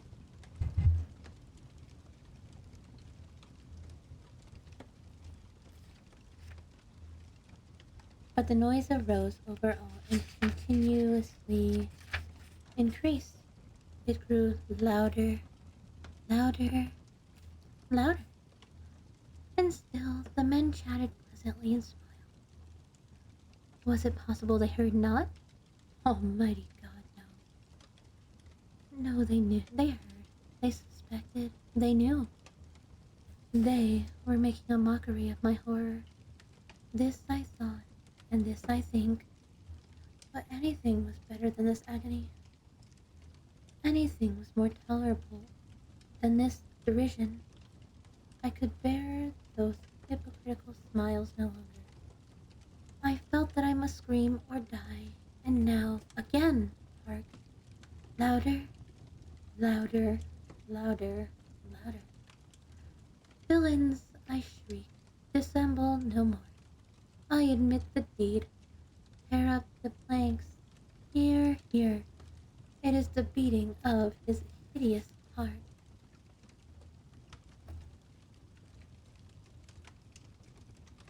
Let's see, which one can we do now?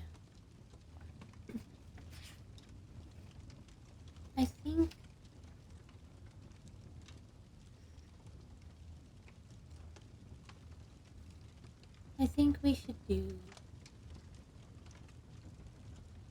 I think we should do the Task of Amontillado. I like that one.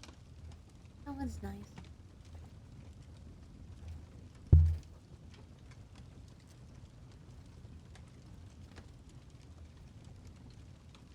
I'm also trying to get to the stories that some people know. I know I read Annabelle Lee earlier, but I want to make sure that everyone gets the nostalgia of the school days, you know? When everyone was around.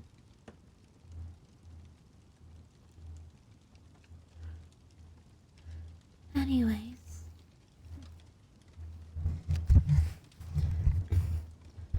The 1,000 injuries of Fortunato I had bore as I best could, but when he ventured upon insult, I vowed revenge. You, who so well know the nature of my soul, will not suppose, however, that I gave utterance to a threat. At length, I would be avenged. This was a point definitively settled, but the very definitiveness with which it was resolved precluded the idea of risk. I must not only punish, but punish with impunity. A wrong is unredressed when retribution overtakes its redresser.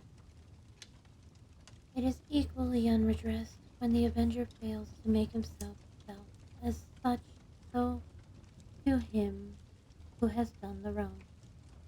It must be understood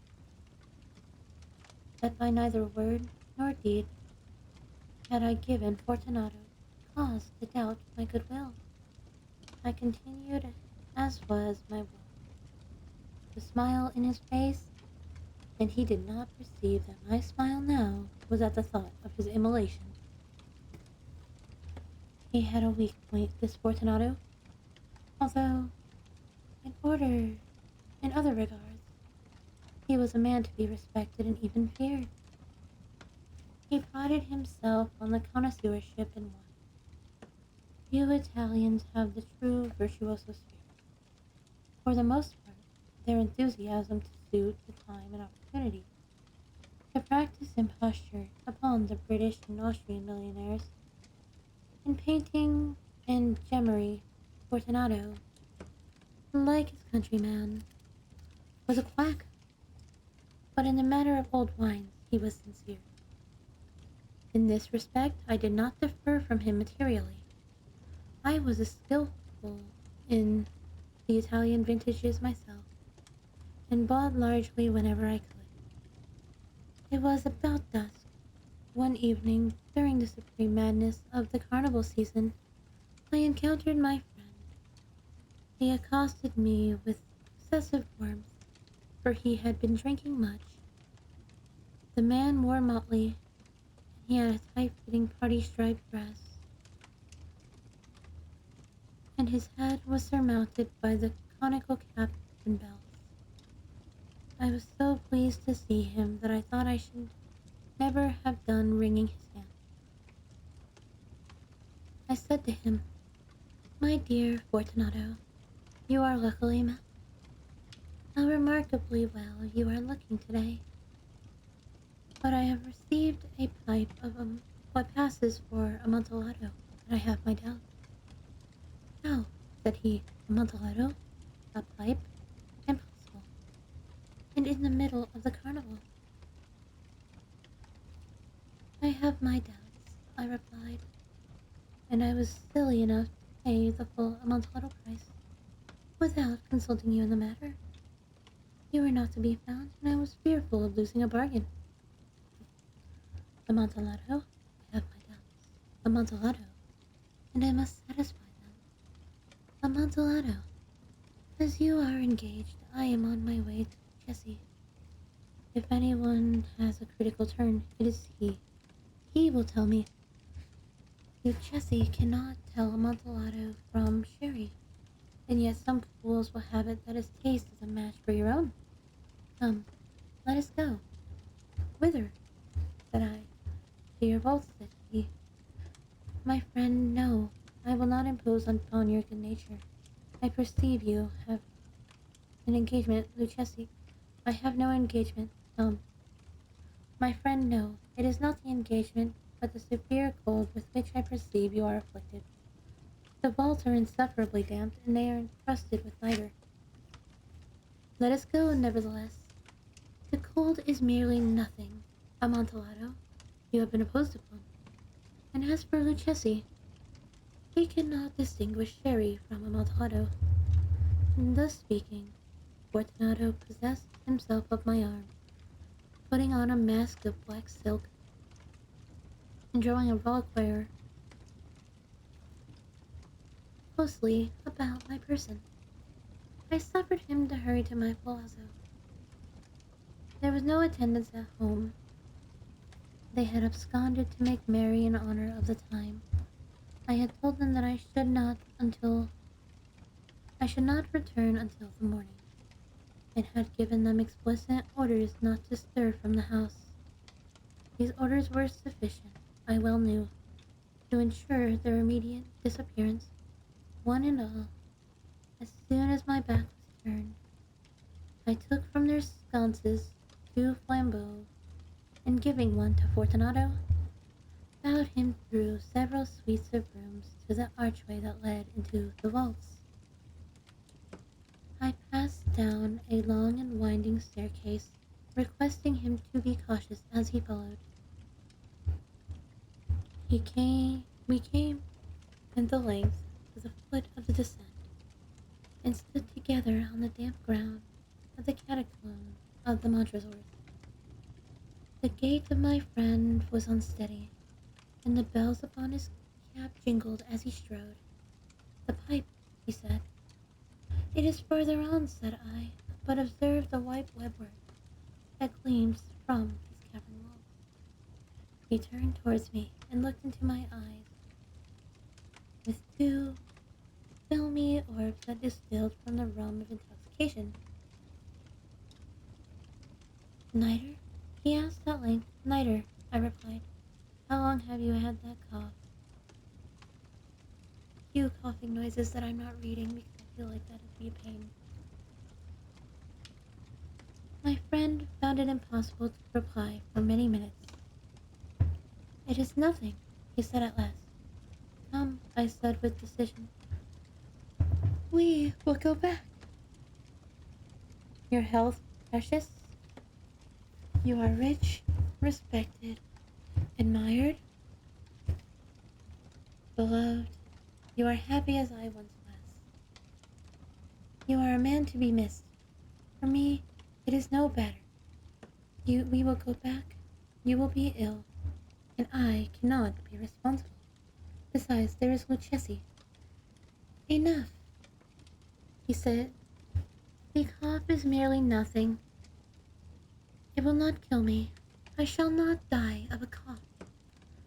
True, true, I replied. And indeed, I had no intention of alarming you unnecessarily. But you should use all proper precaution. A draught of this Medoc will help defend us from the damps. I knocked off the neck of the bottle, which I drew from the long row of its fellows that lay upon the mould. Drink, I said, presenting him the wine. He raised it to his lips with a leer. He paused and nodded to me familiarly, while his bells jingled. I drink, he said, to the buried that repose around us, and I to your long life. He again took my arm as he proceeded.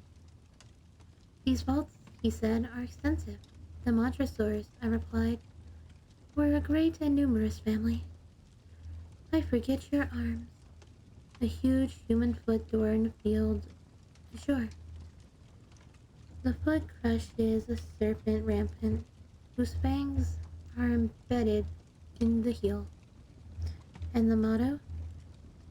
Nemo me impune placet. Good, he said. The wine sparkled in his eyes, and the bells jingled. My own fancy grew warm with the Medoc. We had passed through the walls of piled bones, the cask and puncheons, intermingling into the inmost recesses of the catacombs. I paused again. This time I made bold to seize Fortunato by the arm above the elbow. The nitre, I said, see, it increases. It hangs like moss upon the... We are below the river's bed.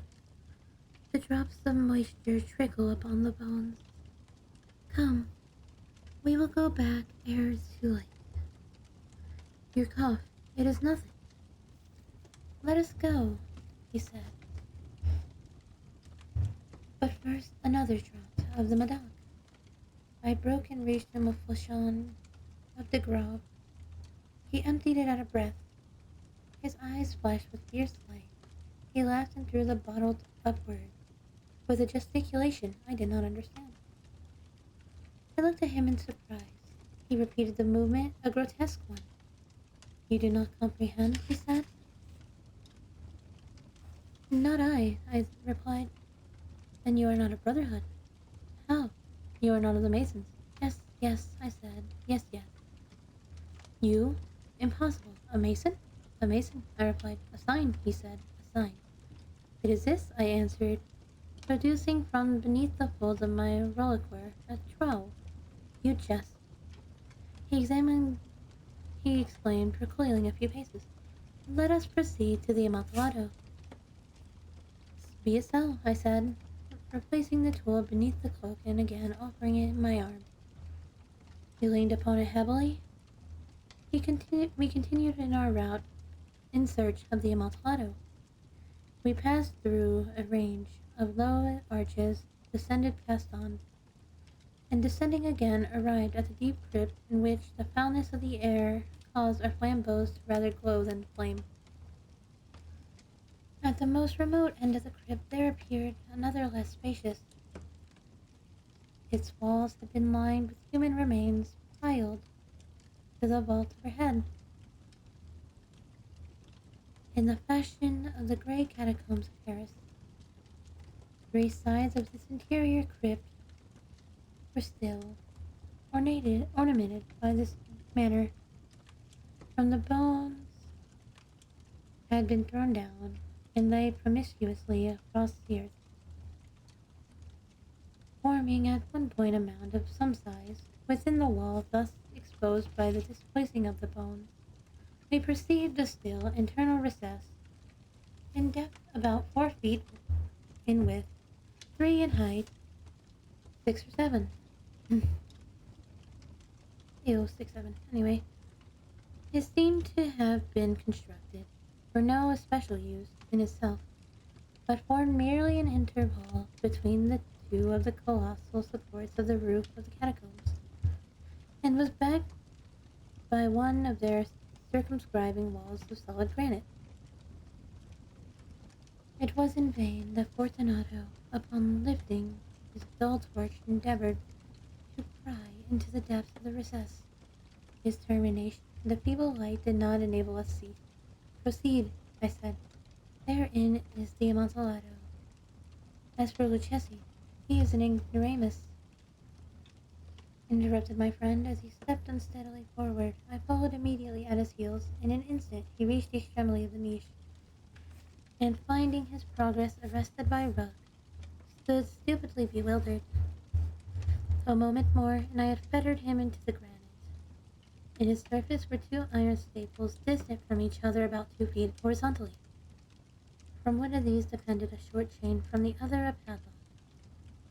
Throwing the links around his waist, it was but the work of a few seconds to secure it. He was too much astounded to resist. Withdrawing the key, I stepped back from the recess. Pass your hand. Over the wall, you cannot help but feeling the niter. Indeed, it is very damp. Once more, let me implore you to return. No? Then I must positively leave you. But first, I must render you all the little attentions in my power. The Amontillado, ejaculated my friend, not yet fully recovered from his astonishment. True, I replied, the Amontillado. As I said these words, I busied myself among the pile of bones which I have before spoken. Throwing them aside, I soon uncovered a quantity of the building stone and mortar. With all these materials, and the aid of my trowel, I began vigorously to wall up the entrance of the niche. I scarcely laid the first tier of my masonry when I discovered that the intoxication of Fortunato had in great measure worn off. The earliest indication I had of this was a low moaning cry from the depths of the recess. It was not a cry of a drunken man. There was a long, obstinate silence. I laid the second tier, and the third, and the fourth.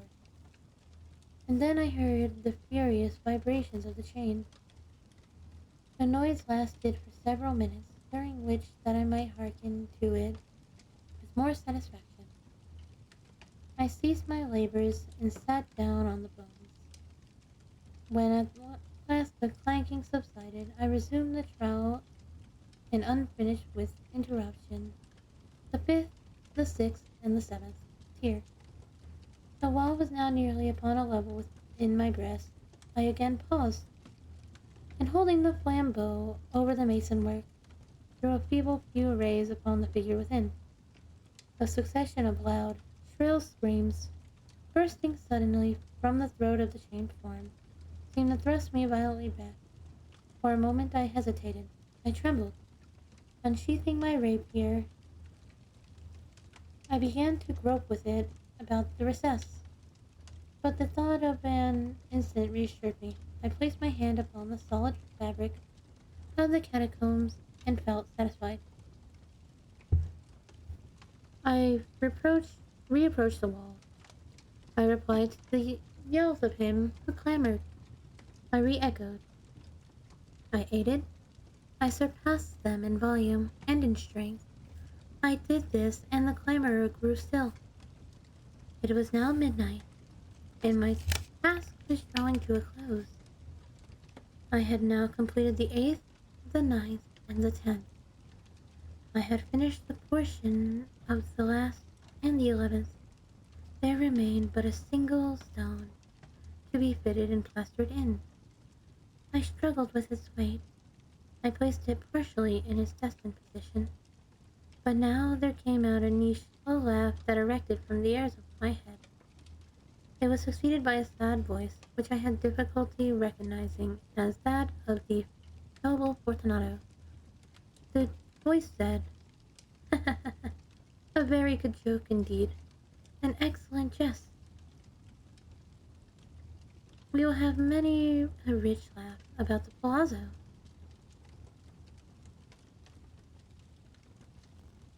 Over our wine. The Amontillado? Yes, the Amontillado. But is it not getting late? Will they not be awaiting us at the palazzo? Lady Fortunato and the rest? Let us be gone. Yes, I said, let us be gone. For the love of God, Montresor. Yes, for the love of God. But to these words I hearkened in vain for a reply. I grew impatient. I called aloud. Fortunato. No answer. I called again. Fortunato. No answer still. I thrust the torch through the remaining aperture and let it fall within. There came a fourth in return, only a jingling of bells. My heart grew sick.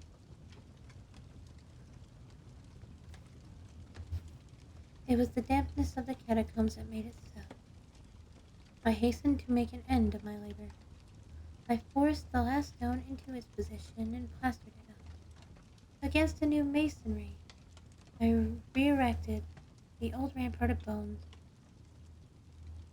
For the half of a century, no mortal had disturbed them. In pace, Brickgo. Yay! We did it, guys. Oh my goodness. Alright, I think that's enough of that. Thank you all for coming in. We're going to find someone to raid out to. Let's see what kind of ASMR channels we can find.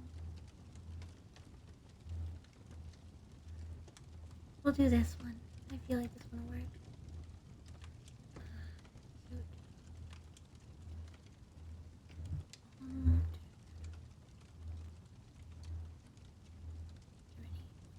Less than 100. Oh god. Oh god. We'll do this one.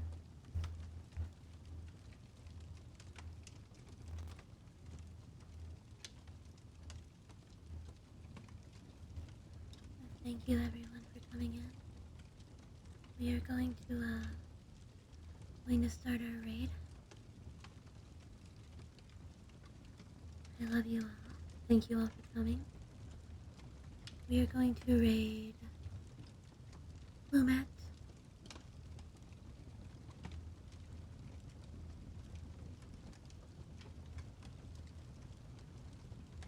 Everyone, let's go be nice to this sweetheart. I love you all. Thank you for everything. Thank you for being you. You guys are amazing. I care about you all lots. I appreciate everything you do. You guys are amazing. We shall go say hi to this lovely person.